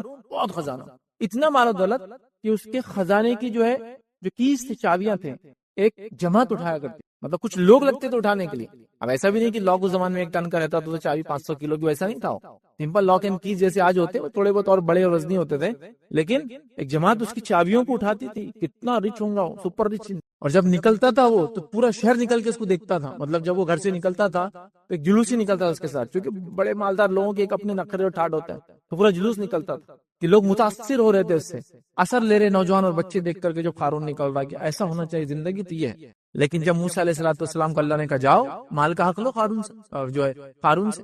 جب موسیٰ علیہ السلام کو کہا احسن کما احسن اللہ علیک، احسان کر ویسا لوگوں پر جیسا اللہ نے تجھ پر احسان کیا ہے. مطلب جو مال تجھے دیا دوسروں پہ خرچ کر. تو کہا اللہ کا احسان، یہ تو میری عقل کی کمائی ہے، یہ میں نے محنت سے کمایا ہے. پھر اللہ رب العزت نے کیسا عذاب دیا اس کو، قیامت تک عبرت بنا دیا. اس کا مال، اس کے گھر اور جائیداد، اس کی شخصیت کے ساتھ اس کو اللہ نے زمین میں دھسا دیا، برباد اور جو اس کو ہلاک کر دیا. تو یہ مثال ہے ہمارے سامنے. تکبر تھا اس کو اپنے مال کا. تو آج مال کیا کر رہا ہے؟ تکبر لا رہا ہے. دیکھیے اب اچھی اچھی گاڑیاں استعمال کیجیے، کوئی بات نہیں. اچھی اچھی گھڑیاں استعمال کیجیے، کوئی بات نہیں. اچھے اچھے کھانے کھائیے، کپڑے پہنیے، کوئی مسئلہ نہیں. دوسروں کو حقیر مت سمجھیے، اپنے آپ کو ان سے افضل مت سمجھیے. پرابلم یہ ہوتا ہے جب ہم کیا کریں دوسروں کو حقیر سمجھ رہے اس استعمال سے، یہ بڑا پرابلم. اچھا وہ لوگ جن کو یہ چیز نہیں ملی ہے وہ کسی کے استعمال سے ان کو متکبر خود سے ڈکلیئر نہ کرے، یہ بھی بڑا مسئلہ رہتا. جس کے پاس مال نہیں ہے وہ سیلف بندہ کے یہ متکبر ہے. اس نے کیسا تکبر؟ اس کی اتنی مہنگی گھڑی کیوں پہنا؟ مہنگی گھڑی پہننے سے اس کا تکبر ظاہر نہیں ہوتا. یاد رکھیں اگر وہ مہنگی گھڑی پہن کر اپنے آپ کو آپ سے افضل سمجھ رہا ہے جب وہ متکبر ہوا، اگر وہ ایسا نہیں سمجھ رہا ہے بھائی گھڑی ہے بس میں نے پہنا ہو، آپ کیوں سمجھ رہے ہیں، تو یہ میرا مسئلہ ہے۔ تو یہ بھی ایک مسئلہ ہوتا ہے کہ ہم خود ڈکلیئر کریں کون متکبر ہے کون نہیں، یہ آپ نے ڈکلیئر میں نہیں کر سکتا، وہ دل کی کیفیت، وہ دل کی کیفیت، لیکن یہ ہو جا رہی ہے۔ بچوں کے اندر آ جا رہا ہے میرا باپ اتنا مالدار ہے، باپ کے اندر آ جا رہا ہے کہ میں اتنا مالدار ہوں، بیوی بچے اس کے اطراف میں سب متکبر ہوتے چلے جا رہے ہیں۔ تکبر نہیں کرنا چاہیے، تکبر نہیں کرنا، کیوں نہیں کرنا ہے تکبر؟ خاص طور سے سنیے، متکبر لوگوں کو اللہ رب العزت جو ہے اللہ کے رسول فرماتے حدیث کے اندر جہنم میں ڈالیں گا۔ تو کیسے ڈالیں گا معلوم؟ جہنم متکبرین کو ان کو چونٹی بنا دیں گا۔ دنیا میں اکڑتے تھے نا، تو اللہ چوٹیوں کے اتنے چھوٹے چھوٹے جسم دے دیں گا ان کو، اور چوٹی بنا کے جہنم میں ڈالیں گا، چونکہ وہ تکبر کرتے بڑا سمجھتے تھے۔ اور تکبر کیوں نہیں کرنا چاہیے؟ حدیث قدسی ہے، نبی اکرم صلی اللہ علیہ وسلم فرماتے اور کہتے ہیں تکبر اور عظمت یہ اللہ کی جو ہے یہ چادر ہے۔ اللہ فرماتا ہے حدیث قدسی ہے کہ تکبر اور عظمت بڑائی یہ اللہ کی چادر ہے، ٹھیک ہے۔ اور پھر اللہ تعالیٰ فرماتا ہے جو دونوں میں سے کوئی ایک بھی کام کرے گا میں اسے جہنم میں ڈالوں گا۔ تکبر اللہ کا حق ہے، اس نے اتنی بڑی کائنات بنائی، وہی ایک ذات ہے جو لائق ہے کہ وہ تکبر کرے، باقی کوئی نہیں کر سکتا، کچھ بھی نہیں کیا ہم نے۔ تو حالات یہ ہے کہ سڑک پہ چل رہے تھوڑا سا پتھر آ گیا، منہ کے بل گرے، داتا بھی توڑ لیا، منہ بھی پھٹ گیا پورا، اتنی بھی حیثیت نہیں ہے کہ میں چل رہے تو زمین میں گڑا ہو جا رہا ہے، اتنے بڑے سیٹ ہے کہ چلتے زمین گڑا ہو جاتا، بلڈنگ سائڈ دے دیتی ان کی گاڑی کو کہ ہٹ جاؤ انہوں آ رہے، کچھ بھی نہیں ہوتا، نتی کچھ چینج نہیں ہوتا آپ کے لیے، ہے نا۔ تو اس میں کچھ اسپیشل کچھ بھی، ایک نعمت ہے جو زیادہ دی، مال کی دے دی، کسی کو جسم کی دے دی، کسی کو عقل اور علم کی دے دی، سب کو الگ الگ نعمت دی اللہ تعالیٰ نے۔ اس کو سمجھیے آپ، تکبر مت کی، تو تکبر کبریائی بڑائی عظمت اللہ کی چادر ہے، یاد رکھیے یہ۔ اور جو بھی یہ کام کریں گا یاد رکھیے، چادر سمجھتے نا، ایک آدمی ہے وہ چادر اوڑھ کے جا رہا ہے، آپ کی چادر پکڑیں کتنا برا رہا ہو، رسپانس دیتا ہے آپ کو، جوابی کاروائی کریں گے، تو یہ اللہ کے لیے لائق ہے۔ اب اگر میں یہ کام کرتا ہوں تو میں اللہ کی حدود میں گھس رہا ہوں، نتیجہ کیا ہوگا؟ جو دونوں میں سے ایک بھی کام کریں گا وہ اللہ تعالیٰ فرماتا میں اس کو جہنم میں ڈالوں گا۔ تو لہٰذا تکبر نہیں ہونا چاہیے۔ مال ہے عاجزی اختیار کیجیے، نعمت کو باقی رکھنے کا اصول کیا معلوم؟ عاجزی اختیار کیجیے اور ہمبل ہو جائیے، اور ہمبل ہو جائیے، اور ہمبل ہو جائیے۔ عبد الرحمن بن عوف رضی اللہ عنہ کا واقعہ اگر دیکھیں گے، ان کی کئی سیرت کے واقعات آتے ہیں، اس میں یہ ہے جب غلاموں کے ساتھ بیٹھتے تو آئیڈینٹیفائی کرنا ممکن نہیں تھا کہ عبد الرحمن کون ہے اور عبد الرحمن کا غلام کون ہے، اتنے سادہ رہتے، مطلب یہ نہیں کہ پھٹے کپڑے پہن کے غلاموں کے جیسے رہ رہے، بٹ غلام کھا رہا ہے تو بھی ساتھ کھا رہے اس کے، اب کون آئیڈینٹیفائی کریں گے کہ غلام کے ساتھ کھانا کھا سکتا مالک؟ دیکھ رہے ہیں یہ عاجزی تھی، مالا دولت ایک نیکسٹ لیول پر، عاجزی ایک نیکسٹ لیول پر، ہمبل تھے وہ، تو اللہ نے باقی بھی رکھا ان چیزوں کو، وہ نام، ان کی جو کچھ انہوں نے خرچ کیا، جو کچھ اس سے انہوں نے فائدہ اٹھایا، جو کچھ دنیا کو دے گئے، اس کا اجر و ثواب بھی ان کو ملنے والا ہے۔ یہ بڑی اہم بات ہے، یاد رکھیے، تو اس کو ہم سمجھے، تکبر مت آنے دیجیے۔ اپنے بچوں کو کبھی ہوتا ہے حالات جیسے چل رہے ہیں، بچوں کو تکبر آیا تھا آپ کے مال کی وجہ سے، ان کو بیٹھ کر نصیحت کرنا، نصیحت کیا کرنا کہ بچوں یہ مال و دولت اللہ رب العزت کی نعمت ہے، آج دیا ہے کل لے بھی لیں گا، اور مال و دولت سے زیادہ بے وفا تو کوئی بھی نہیں ہے دنیا میں، بے وفائی ہے، مرنے کے بعد تو وہ آتا ہی نہیں آپ کے ساتھ، مطلب سب سے پہلا ساتھی جو آپ کا ساتھ چھوڑتا ہے وہ مال و دولت ہی ہوتا، مرتے ہی رشتہ دار اس کو لے لیتے، ہے نا۔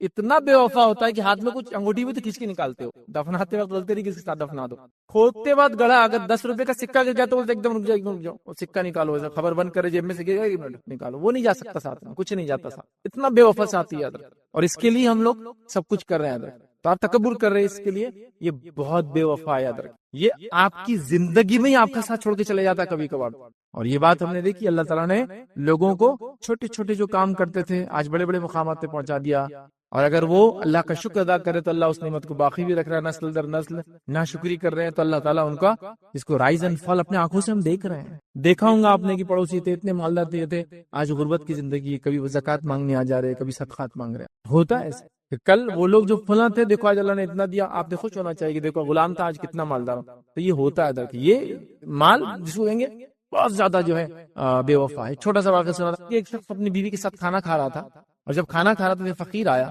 تو جب فقیر آیا تو یہ شخص جس کے ساتھ یہ مطلب میاں بیوی کھانا کھا رہے تھے، تو اس شخص نے کہا، اس آدمی نے کہ جاؤ وہ جو فقیر آیا اس کو کھانا دے دو۔ اس زمانے میں ایسا لوگ خامخواہ بھیک نہیں مانگتے تھے، اگر مانگتے تو جینوین ریزن ہوتا تھا، تو یہ اس کا یہ بھی خاتون اٹھی گئی اور اس کو کھانا دے کر آئی۔ جب کھانا دے کر آئی تو بہت مطلب اس کا چہرہ تبدیل ہو گیا تھا، چینج ہو گیا تھا، تو اس شخص نے اس کے شوہر نے کہا کہ تمہارا چہرہ کیوں تغیر ایک دم چینج ہو گیا، تھوڑا خوش تھی اور ایک دم وہ ہو گیا، تو کہا وہ جو شخص مانگنے آیا تھا وہ میرا پہلا شوہر تھا، وہ میرا پہلا شوہر تھا، اور وہ اب دیکھو بھکاری بن گیا بیچارہ، اور اس نے خاتون نے لے جا کے دی۔ تو جب اس خاتون نے واقعہ سنایا تو اس کا شوہر بھی رونے لگا، تو کہا میں معافی چاہتی ہوں، میں نے خامخواہ قصہ سنا دیا آپ کو، آپ کیوں رو رہے ہیں؟ اور اس نے واقعہ سنایا کہ میں ایک بار اس شوہر کے ساتھ کھانا کھا رہی تھی، وہ جو فرسٹ کا ہسبینڈ تھا، اور ایک بھکاری آیا تھا اور ایسی کھانا جب ہم کھا رہے تھے اس نے آواز دی تو میرا شوہر باہر نکلا اور اس کو بہت مارا اور کہا کہ یہ کھانے کے ٹائم پر آگے ڈسٹرب کرتے ہیں کیا. وہ فرسٹ ہسبینڈ جو اب بھکاری ہے, اور اس نے اس بھکاری کو بہت مارا اور اس کو ہکال دیا کہ کہا کہ ایسے ٹائم پہ مانگنے آتے ہو, یہ ڈسٹرب کرنے, چلو نکل جاؤ. تو یہ جب قصہ اس نے سنا تو وہ شوہر بھی رونے لگا, اس کا جو سیکنڈ ہسبینڈ تھا. اس خاتون نے کہا میں نے خامخواہ قصہ سنا دیا, آپ کو یہ نہیں کرنا چاہیے تھا. تو کہا اس آدمی نے جس آدمی کو مارا تھا وہ میں ہی ہوں. اب ایک ہی زندگی میں جو فقیر بھیک مانگنے آیا تھا اب وہ اس عورت کا شوہر ہے, اور جو انسان مالدار تھا جس بھکاری کو مارا وہ آدمی جو ہے اب مالدار بن چکا ہے. تو ایک ہی زندگی میں یہ. اب میں یہ نہیں کہہ رہا ہوں کہ فقیر آئے تو آپ کھانا چھوڑ کے اس کو لے آ دے ورنہ آپ بھی فقیر بن جائیں گے, ویسا نہیں میں بتانا چاہ رہا ہوں. بتانا ہی چاہ رہا ہوں کہ مالداری پیسہ کسی کا ہوتا نہیں, یاد رکھ. جب تک ہے فائدہ, جیسے صحت ہے جب تک ہے فائدہ اٹھا لو, پہچان ہے جب تک ہے صحیح فائدہ اٹھا لو, مال ہے جب تک فائدہ اٹھا لو چلا جاتا ہے. بے وفا ساتھی ہے نہ مرنے کے بعد کام آتا ہے. مرتے ہی ساتھ چھوڑنے والے دوستوں میں سے ایک دوست ہے, یاد رکھیں, اس کے لیے سب کچھ کرتے ہیں. تکبر نہیں, اس کے لیے تکبر نہیں, بڑا پن نہیں. مال ہمبلنس, تو بچوں کو بٹھا کے سمجھاؤ یہ مال اللہ کی نعمت ہے, تم تکبر مت کرنا بیڑا کبھی اس کی وجہ سے. اس میں تمہارے باپ کی کوئی خصوصیت نہیں ہے اس کے کمانے میں, یہ رب العزت کی نعمت ہے جو میرے پاس آئی ہے. یہ ہو سکتا ہے رہے یا ہو سکتا ہے چلی جائے, ہے تو فائدہ سب مل کے اٹھا لو. کیسے فائدہ اٹھائیں؟ اپنے پہ خرچ کر کے نہیں بچوں, اس کو دوسروں پہ خرچ کر کے, اپنے آپ کو دوسروں سے افضل نہیں سمجھ کے, اس کی وجہ سے دوسروں سے رشتہ نہ توڑ کے, اس کی وجہ سے خون خرابے سے بچتے, اس کی وجہ سے دھوکہ دھڑی ہم کبھی نہیں کریں گے کیونکہ یہ بے وفا چیز ہے, ٹھیک ہے, اور لہٰذا حلال وہ کریں گے بچوں کو سمجھ. ورنہ ہم نے دیکھا بہت سارے لوگ ہیں ماشاءاللہ مالدار ہے, اللہ نے بڑی عاجزی بھی دی ان کے اندر, لیکن اللہ کا بندہ ہی عاجز ہے, نہ بچے عاجز ہے نہ ان کے گھر میں عورتیں عاجز ہے. کیوں؟ ان کو تکبر کا نشہ چڑھا ہوا ہے سب. اس کا مطلب تربیت نہیں ہے, تربیت کرنا چاہیے. مال و دولت ہے جا سکتا ہے, ٹھیک ہے. چھٹی چیز یاد رکھیے جہاں مال و دولت فتنہ بنتی انسان کے لیے, اور یہ آخری پوائنٹ رہے گا ہمارا اس کا, اور بعد میں ہم کچھ عام باتیں دیکھیں گے. یاد رکھیے مالداری کے تعلق سے چھٹا یاد رکھیے وہ جگہ, یاد رکھیے مال کو حاصل کرنے کے لیے لوگوں کی حق مارنا, یہ مال فتنہ ہے, یہ مال فتنہ ہے. اگر میں چوری سے بچا, ڈاکہ ڈالنے سے بھی بچا, مطلب میں جو کہہ رہا ہوں دوسروں کا حق مارنا, یہ فتنہ ہے, یاد رکھیے مال.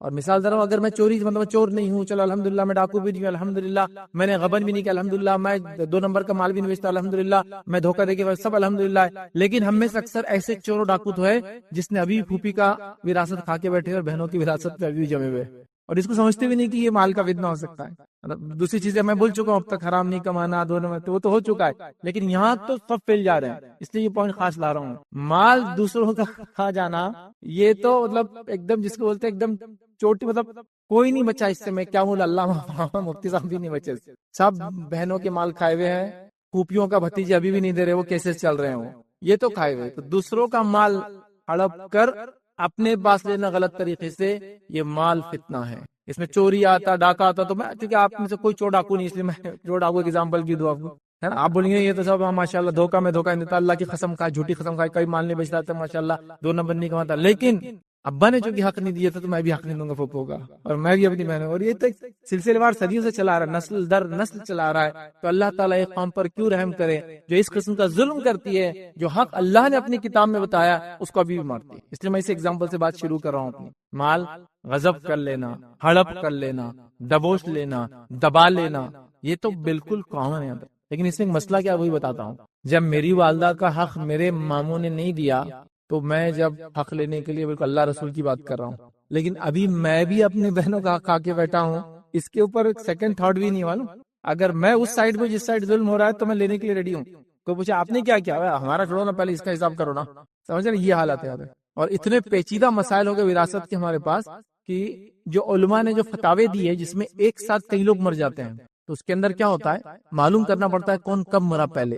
کیونکہ جیسا مثال کے طور پر اللہ نہ کرے ایک ایکسیڈنٹ ہوا کار کا, باپ بھی تھا, بیٹا بھی تھا, اور بھی لوگ تھے بیٹھے تھے, اور ایک ساتھ سب کا انتقال ہو گیا. تو اس میں آئیڈینٹیفائی کرنا پڑتا ہے ان میں سے پہلے کون مرا ہوگا. چونکہ فار ایگزامپل سامنے کوئی تھا, اس کی ڈیتھ پہلی ہوئی ہوگی, تو اس کے مرتے اگر پیچھے اس کا وارث ہے تو اس کو ملنے والا ہے. حالانکہ وہ بھی مر گیا اس کے ایکسیڈنٹ میں, لیکن اس کو آئیں گا پھر اس کو آئیں گا, تو اس کو معلوم کرنا پڑتا ہے. تو وہ مسائل ہم کو ہندوستان میں لگانا پڑتے ہیں, کیونکہ نسل در نسل کی پردادا کا بھی حساب نہیں ہوا, تو اس میں وہی اصول لگانا پڑتا ہے. وہ جو ایک ساتھ لوگ مرتے ہیں نا, کتنے لوگ, ارے 5 نسلیں ہو گئی, اب حساب کرنا ہے ہم کو, وراثت تقسیم کرنا 5 نسلیں ہوتے کتنا حساب کریں گے, تو اس کو پھر وہ اصول سے کرنا پڑتا ہے کون پہلے مرا. پیچیدہ ہو جاتے ہیں مسائل, تو ہم دوسروں کا مال ہڑپ کر لے رہے, غضب کر لے رہے, یاد رکھیں. اور یہ مال کا بہت بڑا فتنہ ہے, جس میں یاد رکھے سب سے ایک مثال تو دے دیا میں نے, جس میں دیندار بھی نہیں بچے, بے دین بھی نہیں بچے. بے دین لوگوں کو تو پتہ بھی نہیں دینا چاہیے, بہنوں کا, دینداروں کا بھی یہ حال ہے.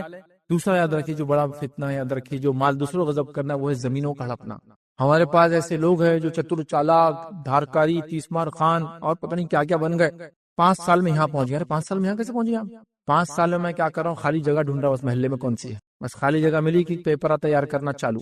پیپرا تیار ہوئے کہ اس کا سیل چالو، اور ایک بار بک دے گی بس ختم. اگر آ بھی گیا تو وہ پھر اس کو جگہ بیچنے نہیں دیں گے. اس کی بولیں اتنے دن سے کہاں تھا تو؟ ہاں ابھی نہیں ہو سکتا. تو اب کتنے میں جگہ بک رہی؟ 100 روپے میں بک رہی تھی جگہ، 30 روپیز میرے ہوں گے اس میں. پھر کیوں دے وہ تم کو؟ صرف وہ نہیں تھا بول کر. لیکن شریعت کیا بولتی ہے؟ ایسا کسی خالی زمین تو لے لو. یہ ہے نا، کرائے سے گھر میں گئے، خالی نہیں ہو آج تک، نماز روزے علامہ فہامہ بنے میں گھوم رہے، لیکن لوگوں کی زمین ہڑپے ہوئے آپ. نہیں، قانون ہے. میں بول رہا ہوں اللہ تعالیٰ نے حکم دیا کہ آپ کو، رسول اللہ صلی اللہ علیہ وسلم فرمانے کہ کسی کی ملکیت چینج ہو جاتی خالی آپ کے اس کے پاس رہنے سے نہیں، واپس دو اس کو جگہ. 1000 سال بھی ہو گئے تو آپ کو واپس دینا پڑے گا، چونکہ وہ اس کی جگہ ہے. اور زمین کا معاملہ پیچیدہ کیوں ہے معلوم آپ کو؟ اس کی سزائیں بہت سخت ہے. سزائیں بہت سخت ہے. اللہ کے رسول صلی اللہ علیہ وسلم فرماتے ہیں جو شخص کسی کی بالش پر زمین پر ہتھیا لے، بالش پر، بالش کو سمجھتے ہیں ایک 8-9 انچ 10 انچ کا بالش ہوتا ہے، تو اللہ رب العزت روز قیامت 7 زمینوں کے برابر توق اس کے گلے میں ڈالیں گے. 7 heavens، 7 زمینوں کے برابر توق ڈالیں گے گلے میں. 10 کلو کا کچھ ڈال کے گھومیے تو پتہ چلتا ہے اس کا وزن کیا ہوتا ہے. 7 زمین، مطلب زمین کا ویٹ کتنا ہوتا ہے ذرا نکالی تو صحیح. اتنا وزن اس کے گلے میں ڈالیں. یا ایک روایت میں اس کو 7 زمینوں کے وزن کے نیچے دبائیں گے اللہ تعالیٰ اس نے جو زمین ماری تھی. اب ہمارے پاس تو دھارکاری آدمی ہے نا. میں دادا نے کھیت لیے تھے کتنا، 1 ایکڑ، اب 2 ایکڑ ہو رہا ہے ماشاء اللہ. اچھا بازو کا کھیت بھی نہیں، کھیت نہیں لیے جی. دادا کی ٹیکنیک تھی، وہ بہت آگے کے آدمی تھے. وہ بندارے کو ادھر کر دیے، جھاڑو کو ادھر لگا دیے، فلاں یہ کر دیے، ادھر لا کے کچھ گاڑ دیے، ادھر لا کے فلاں کر دیے، ادھر لا کے ایک مزار بنا دیے، ادھر لا کے فلاں کر لیے. الحمدللہ 2 ایکڑ اور کھا بھی رہے اس کو. ایک بالش کا یہ حال ہے تو 1 ایکڑ کا افیکٹ کیا ہوگا اندازہ لگائیے.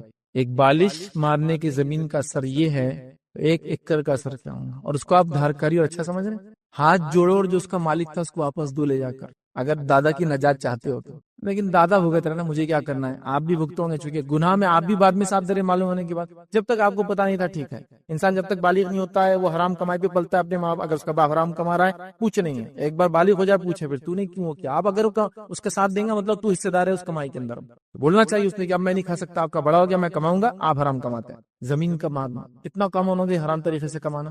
پلاٹنگ ہوئی، آئیڈیا سے بس لے لو، جتنا ہوتا باہر جتنا نکل سکتے نکلو، اندر رہو، جتنا ہے اتنا لو. اس لیے کہ آخرت میں بہت بھاری چیز، بہت بھاری چیز، بہت بھاری چیز. سمجھو اس چیز. ٹھیک. ایک روایت میں نبی اکرم صلی اللہ علیہ وسلم فرمایا کہ کوئی کسی پر ظلم کرے تو روز قیامت وہ جہنم میں جائیں گا، جنت اس کے لیے حرام ہو جائیں گی، جہنم اس کے لیے واجب ہو جائیں گی. صحابہ نے کہا ظلم کتنا؟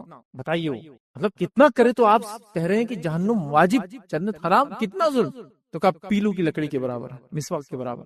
مطلب یا تو مسواک کی قیمت کے برابر ظلم کرے تو مسواک کیا رہتی، مطلب ایک برش، ٹوتھ برش سمجھ لیجیے. ٹوتھ برش بھی اگر تم نے ناحق کیا تو یہ ہو رہا سزا، پیلو کی لکڑی کے برابر. سمجھے؟ یہ ظلم میں کاؤنٹ ہوگا، جنت حرام ہو جائیں گی، جہنم واجب ہو جائے. زمینیں مار لے رہے ہیں، گھر دبا لے رہے ہیں، جائیدادیں دبا لے رہے ہیں، دکانوں میں سے نکل نہیں رہے ہیں. نکل جاؤ اللہ کے لیے، آخرت میں نجات پا جائیں گے.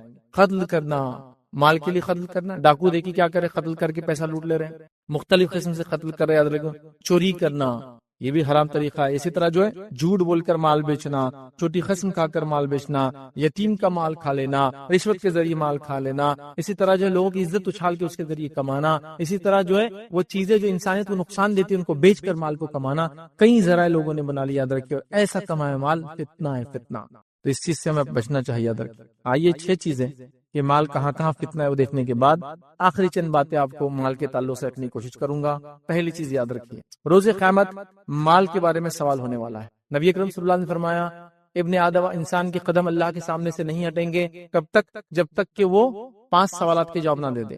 5 سوالات کیا کیا ہے؟ زندگی کہاں لگائی، جوانی کہاں لگائی، مال کہاں سے کمایا، کہاں خرچ کیا، علم کتنا حاصل کیا اور کتنا عمل کیا. 5 سوالات کی زندگی ہے. ٹوٹل ہیومن لائف، پوری انسانی زندگی صرف 8 سوالوں پہ ڈیپینڈ ہے. صرف 8 کوشچنس ہیں. جو بچے نیٹ کریک کر رہے ہیں، سی ٹی کریک کر رہے ہیں تو 200 سے کم تو کسی میں بھی نہیں ہے. نیٹ تو 700 سے اوپر جا رہا ہے نا. الگ الگ ایگزامینیشن ہے. یہاں کتنے آنسرز کریک کرنا ہے، وہ کوشچنز کریک کرنا ہے 8. 3 کون سے ہے؟ قبر میں. 5 کون سے ہیں؟ اٹھنے کے بعد. بس اتنا ہی ہے. صرف 8 کوشچن یاد رکھیے. اس سے پوری زندگی ڈیپینڈ ہے میری رات. تو یہاں اللہ تعالیٰ خود پوچھنے والا ہے. قدم جم جائیں گے روایت میں، مطلب ہل نہیں سکیں گا. اور جواب دینا ہے زندگی کہاں لگا، جوانی، مال کہاں سے کمایا، کہاں خرچ. تو مال کہاں سے کمایا، کہاں خرچ کیا، فرشتے اس نام عمل نہیں، اللہ سیدھے پوچھنے والا ہے، آمنے سامنے ہونے والے ہیں. تو بہت مشکل چیز ہے نا. ٹف کام ہے. تو بہرحال اس چیز کو ہمیشہ ذہن میں ہم رکھیں. دوسری چیز یاد رکھیں, دوسروں کے مال یا نافرمان لوگوں کے مال یا وہ لوگ جو ہم پہ ظلم کر رہے ہیں ان کا مال یا وہ لوگ جو غلط طریقے سے کما رہے ہیں یا غلط لوگ ہیں ان کے مال کو دیکھ کر اپنے آپ کو غمگین نہ کرے کبھی کہ ان کے پاس اتنا ہے میرے پاس کیوں نہیں, وہ قوم اتنی آگے جا رہی ہم کیوں نہیں جا رہے ہیں. اس سے غمگین نہیں ہونا کبھی مال کو دیکھا. ہوتے بہت سارے لوگ ڈپریشن کے شکار ہو گئے صرف مال کی کمی کی وجہ سے. کسی گناہگار کے مال کو دیکھ کر آپ ڈپریس مت ہوئیے. میں نے کئی لوگ بولتے سنا, ارے یار وہ تو کافر ہے پھر بھی اتنا ان کے پاس, ارے یار وہ تو گناہگار ہے ان کا جتنا, ارے یار وہ تو فلاں ہے ان کا جتنا, ہمارے پاس کیوں نہیں. کسی کے مال کو دیکھ کے آپ پریشان مت ہوئیے, اس کی ضرورت بھی نہیں. یاد رکھیں کیوں تو قرآن میں اللہ رب العزت نے اللہ کے رسول صلی اللہ علیہ وسلم کیا حکم دیا, کیا بیان کیا. سورہ توبہ سورہ نمبر 9 آیت نمبر 55 میں اللہ فرماتا کہتا ہے, سو تم ان کے مال اور اولاد سے تعجب نہ کرنا, اللہ یہی چاہتا ہے کہ ان چیزوں کی وجہ سے دنیا کی زندگی میں انہیں عذاب دے اور کفر کی حالت میں ان کی جانیں نکالے. تو تم ان سے پریشان مت ہونا دوسروں کو دیکھ کر. اللہ تعالیٰ یہی چاہتا ہے کہ اس مال کے ذریعے ان کو عذاب دے. حالانکہ مال میں نے کہا نعمت ہے, لیکن انہوں نے چونکہ غلط طریقے سے استعمال کر رہے, ایمان نہیں لا رہے مال کی وجہ سے. ایسے ہوا نا انبیاؤں کے زمانے میں جو بڑے مالدار لوگ تھے اکثر ایمان نہیں لائے. اس مال کے ذریعے ان کو عذاب دے آخرت. اللہ یہی چاہتا ہے. تو پریشان مت ہوئیے کہ بھائی مال کیوں نہیں ہمارے پاس, ہم بھی مالدار ہونا چاہیے تھا. ٹھیک ہے, اسے پریشانی میں. تیسری چیز یاد رکھ, مال کی ہرس دین کی خرابی کی وجہ بنتی ہے. یاد رکھ, مال کمائیے, حلال مال کمائیے, اس کے لیے کوئی ہرس مت کیجیے. مال کی ہرس, وہ جو ایک کے پیچھے لگے نا آج کل ہمارا, یہ جو کریں گا میں وہ کروں گا, یہ ہرس یہ دین کو خرابی کی وجہ ہے. نبی اکرم صلی اللہ علیہ وسلم کیا فرماتے, غور سے سنیے, اگر دو بھوکے بھیڑیوں کو بکری کے اگر جھنڈ میں چھوڑ دیا جائے وہ اتنا نقصان نہیں پہنچاتے جتنا نقصان, یاد رکھیے, مال کی ہرس انسان کو دین میں پہنچاتی ہے. اب یہ مثال کیوں دی گئی میں بات کو سمجھاتا ہوں. شیر جب شکار کرتا ہے, کہیں بھی اٹیک کریں گا, ایک جانور ماریں گا, اس کو کھاتا ہے, پورا نہیں کھایا تو چھوڑ کر جاتا ہے, پھر واپس آتا ہے, پھر اس کو کھاتا ہے, پھر جاتا ہے, پھر بھوک لگی پھر واپس آتا ہے, پھر کھاتا ہے, جب صاف ہوا تو چھوڑ دیتا ہے. کھا چکا بیٹھا ہے تو ہرن آ کے اس کے پیٹ پہ بیٹھ جائے وہ اس پہ اٹیک نہیں کرتا, بیٹھا رہتا ہے. یہ سین آپ نے دیکھے ہوں گے آج کل شیر کے اطراف میں, وہ بھوکا نہیں, ابھی کھایا ہوا ہے تب اٹیک نہیں کرتا ہوں. لیکن بھیڑی کی خصوصیت یا خامی کیا مانو آپ کو, اس کو کھانا ہے نہیں کھانا ہے, اگر اس کو چھوڑ دیا بکریوں میں, جتنے بکریاں سب کو مار کے چھوڑ دیں گا. اس لیے بھیڑیے کی مثال دی جاتی ہے. دو بھوکے بھیڑیے, مطلب کمپٹیشن چل رہا دونوں میں, ایک بھی نہیں ہے, دو ہے, وہ تو کمپیٹ کر رہے, اس نے جتنے کو مارا اس نے مارنا ہے. دو بھوکے بھیڑیے اگر بکریوں کے جھنڈ میں چھوڑ دیے جائے اتنا نقصان نہیں پہنچاتے جتنا مال جو ہے وہ دین کو نقصان پہنچاتا. تو مال ایک ٹیسٹ ہے, یاد رکھیں, اور اکثر لوگ اس ٹیسٹ میں فیل ہو جاتے. یہ بات بھی سن لیں کیونکہ بہت خطرناک, یاد رکھیں. تو مال جب ہے تو کنٹرول بھی بہت زیادہ ضروری, یاد رکھیں. اسی طرح محتاج ہے لوگ, بھوکے ہیں لوگ, غریب ہے لوگ, پریشان ہیں لوگ دنیا میں, تو ان کو فائدہ بھی آخرت میں. کیسے فائدہ ہے؟ نبی اکرم صلی اللہ علیہ وسلم فرماتے ہیں, جامع ترمذی کی روایت ہے, آپ نے فرمایا محتاج مہاجرین دولت مند مہاجرین کے مقابلے میں 500 سال پہلے جنت میں جائیں گے. تو اللہ تعالیٰ جن کو دنیا میں مال نہیں دیا تو ان کو آخرت میں بینیفٹ دیں گا. اس کا کیا بینیفٹ دیں گا؟ دنیا میں محتاج تھے, تنگ دست تھے, پریشان حال تھے, مال کی کمی تھی, تو اللہ تعالیٰ 500 ایئرز بیفور جنت میں ان کی نعمتوں کو فائدہ اٹھانے دیں گا, کیونکہ دنیا میں بیچارے مال و دولت کی نعمت سے محروم کر دی گئی تھی. یہ اللہ کا ریوارڈ ہے ان لوگوں کے لیے, اللہ کمپنسیٹ کر رہا ہے. اور غریبی بہت عجیب چیز ہوتی ہے, یاد رکھ. غریبی کہاں تک لے جا سکتی, خالی ایک مثال دوں گا, پوری واقعہ نہیں رکھتا پورا واقعہ. غریبی کفر تک, زنا تک اور کئی گناہ تک لے جاتی. ارتداد ہو رہا ہے, بہت سارے لوگ اسلام چھوڑ رہے ہیں, غریبی اس کی بہت بڑی وجہ ہے. غریبی بہت کچھ کروا دیتی ہے. حتیٰ کہ ایک انسان, وہ واقعہ پورا صحیح مسلم میں روایت ہے, 3 لوگ تھے, بارش ہوئی, جا کے گفا میں گئے, ایک پتھر آگے گر گیا. تینوں نے کہا چلو اپنے اپنے نیکی کا وسیلہ لیں گے آج. دوسرے ایک آدمی نے کہا اے اللہ, میری ایک جو ہے چچا زاد بہن تھی اور میری اس پہ بری نظر تھی, میں نے اسے زنا کا آفر دیا, اس نے کبھی بھی انکار کیا, لیکن ایک بار غربت آ گئی, قید پڑ گیا, بھوک مری آ گئی, وہ میرے پاس آئی اور کہا مجھے کچھ اناج دے. میں نے کہا اناج تو تبھی ملیں گا, کھانا جب ملیں گے جب میرے ساتھ منہ کالا کریں گی. وہ مجبور ہو گئی, اس نے کہا ٹھیک ہے کر لے. جب میں اس کے قریب گیا تو اس نے مجھ سے یہ جملہ کہا کہ اللہ کے لیے یہ مت کر. آخر تک وہ ریزسٹ کرتے رہے, لیکن مان بھی گئے, لیکن پھر ریزسٹ کری. تو اے اللہ, میں کر سکتا تھا, چونکہ بالکل اکیلا تھا اس ساتھ, میں نے تیری خاطر پیچھے ہٹ گیا, تیری خاطر پتھر تھوڑا سا ہٹ گیا. تو دیکھیے وہ غربت کی وجہ سے کہاں تک چلے گی بیچاری. اور غریبی بہت کچھ کرتی ہے. ایک انسان دیکھیے غریب ہے, تو اللہ تعالیٰ اس کو اسپیشل کنسیشن دے رہا ہے, 500 ایئرز کا بیفور جا رہے ہیں. ایک انسان غریب ہے, دنیا میں دیکھے نا, ایک انسان غریب ہے. آج کل کی مہنگائی اور جو حالات چل رہے ہیں, تو ایک انسان باپ ہے, غریب باپ ہے, تو وہ اس علاقے سے بھی نہیں گزرتا, بچے کو لے کے جہاں مٹھائیوں کی دکان ہے, کپڑوں کی دکان ہے, کیونکہ اس کو پتا ہے بچہ مانگے گا, اب مانگیں گے تو میں کہاں سے لا کے دوں گا, تو وہ دوسرے بائی پاسز لے رہا ہے, ادھر سے جا رہا ہے ادھر سے. تو غریبی نے کچھ نہ کچھ تو اس کو مجبور کیا, لائف سٹائل کلٹیل کیا, مطلب سمجھے نا, پھٹے ہوئے کپڑوں کو سی کر اس نے پہنا، کئی مصیبت سے گزارا ہے. لیکن میری بات جو لوگ سن رہے ہیں اس میں سے کوئی لوگ غریب نہیں ہے. الحمدللہ آپ لوگ جو سن رہے ہیں، ہاں آپ دوسروں سے کمپیئر کریں گے تو غریب ہے. پھر میرا پڑوسی تو 10 کروڑ کا مالک ہے، میں تو 1 کروڑ کا مالک ہوں، میں غریب ہوں، 10 ٹائمز غریب ہوں اس سے. یہ تو سیلف لیوی غریبیاں ہیں. یہ چھوڑو پھینکو. یہ اچھی صحت دی اللہ نے، اچھا جسم دیا، امن والا علاقہ دیا، گھر میں کھانے کو ہے، آپ مالدار ہیں، ختم.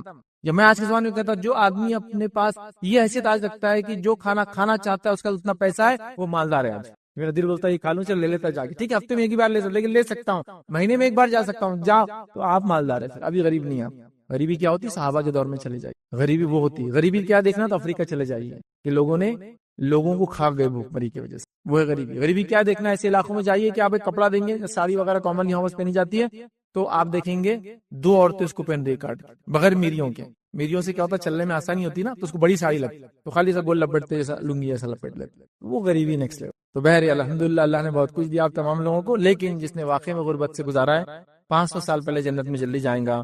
اسی طرح جو ہے جنت میں زیادہ تر محتاج لوگ ہوں گے جو دنیا میں غریب تھے. نبی اکرم صلی اللہ علیہ وسلم کیا فرمایا سنیے، آپ نے حدیث میں فرمایا اور کہا، صحیح بخاری کی روایت ہے، میں نے جنت میں جھانکا، یہ اللہ کے رسول کو جنت کی سیر کرائی، میں نے جنت میں جھانکا تو دیکھا وہاں ان لوگوں کی کثرت ہے جو دنیا میں محتاج تھے. تو جنت کے زیادہ آکیپینٹ کون ہے؟ جو دنیا میں غربت سے گئے، کیونکہ اکثر لوگوں کو مال نے فتنے میں ڈال دیا. نعمت تو ہے لیکن استعمال صحیح ہو تو. اللہ کے رسول میں نے زیادہ غریبوں کو جنت میں دیکھا ہے. اسی طرح یاد رکھیے انسان کا اصل مال کیا ہے، اصل سرمایہ کیا ہے، چلیے وہ بھی دیکھ لیتے. اصل مال کیا ہے آپ کا اور میرا؟ اصل مال، جیسا کہ ہم مال کو بچا رہے ہیں، مال کو دھوکہ دے کے حاصل کر رہے ہیں، حرام حرام کی تمیز سب کچھ کر رہے ہیں، تو اب ریئل میرا پوزیشن، میرا جس کو بولے کہ میرا یہ ہے، جس کو بول سکتے نا میرا ہے، وہ کیا ہے؟ سنیے اللہ کے رسول نے فرمایا، اور اس حدیث میں ایک جس کو کہیں گے ایک جملے میں آپ نے وہ کر دیا کہ تیرا مال وسیع ہے. صحیح مسلم کی روایت آپ نے فرمایا ابن آدم کہتا ہے میرا مال اور میرا مال. ابن آدم کہتا ہے میرا مال اور میرا مال. چلیے آپ کا مال کیا؟ آپ سے فرما رہے ہیں، آپ فرماتے ہیں جو تو نے کھایا اور جو ضائع کیا وہ تیرا مال، مطلب تیرے اکاؤنٹ میں آیا. ہو جو پہنا اور جو پھاڑ دیا وہ تیرے اکاؤنٹ میں آیا، اور جو صدقہ کیا وہ تیرا ہوا، باقی سب وارث ہو گئے. میرا اصل مال کیا ہے معلوم؟ جو کھایا وہ میرے اکاؤنٹ میں آیا، جو پہنا یہ میرے اکاؤنٹ میں آیا، جو میں نے اللہ کے نام میں صدقہ کیا، یہ تینوں مال میرے ہیں، باقی سب وارثوں. اب آپ اپنا مال ہے یا وارثوں کے مال کو سنبھال رہے ہو؟ دیکھیے آپ کا مال ہے تو اللہ کھائیے، اللہ کا شکر ادا کیجیے، پہنیے، اللہ کا شکر ادا کیجیے، صدقہ کیجیے، یہ آپ کا مال ہے. آپ اپنی زندگی میں جو مال خرچ نہیں کر اللہ کی راہ میں، کیا امید کرتے وارث خرچ کریں گے آپ کے؟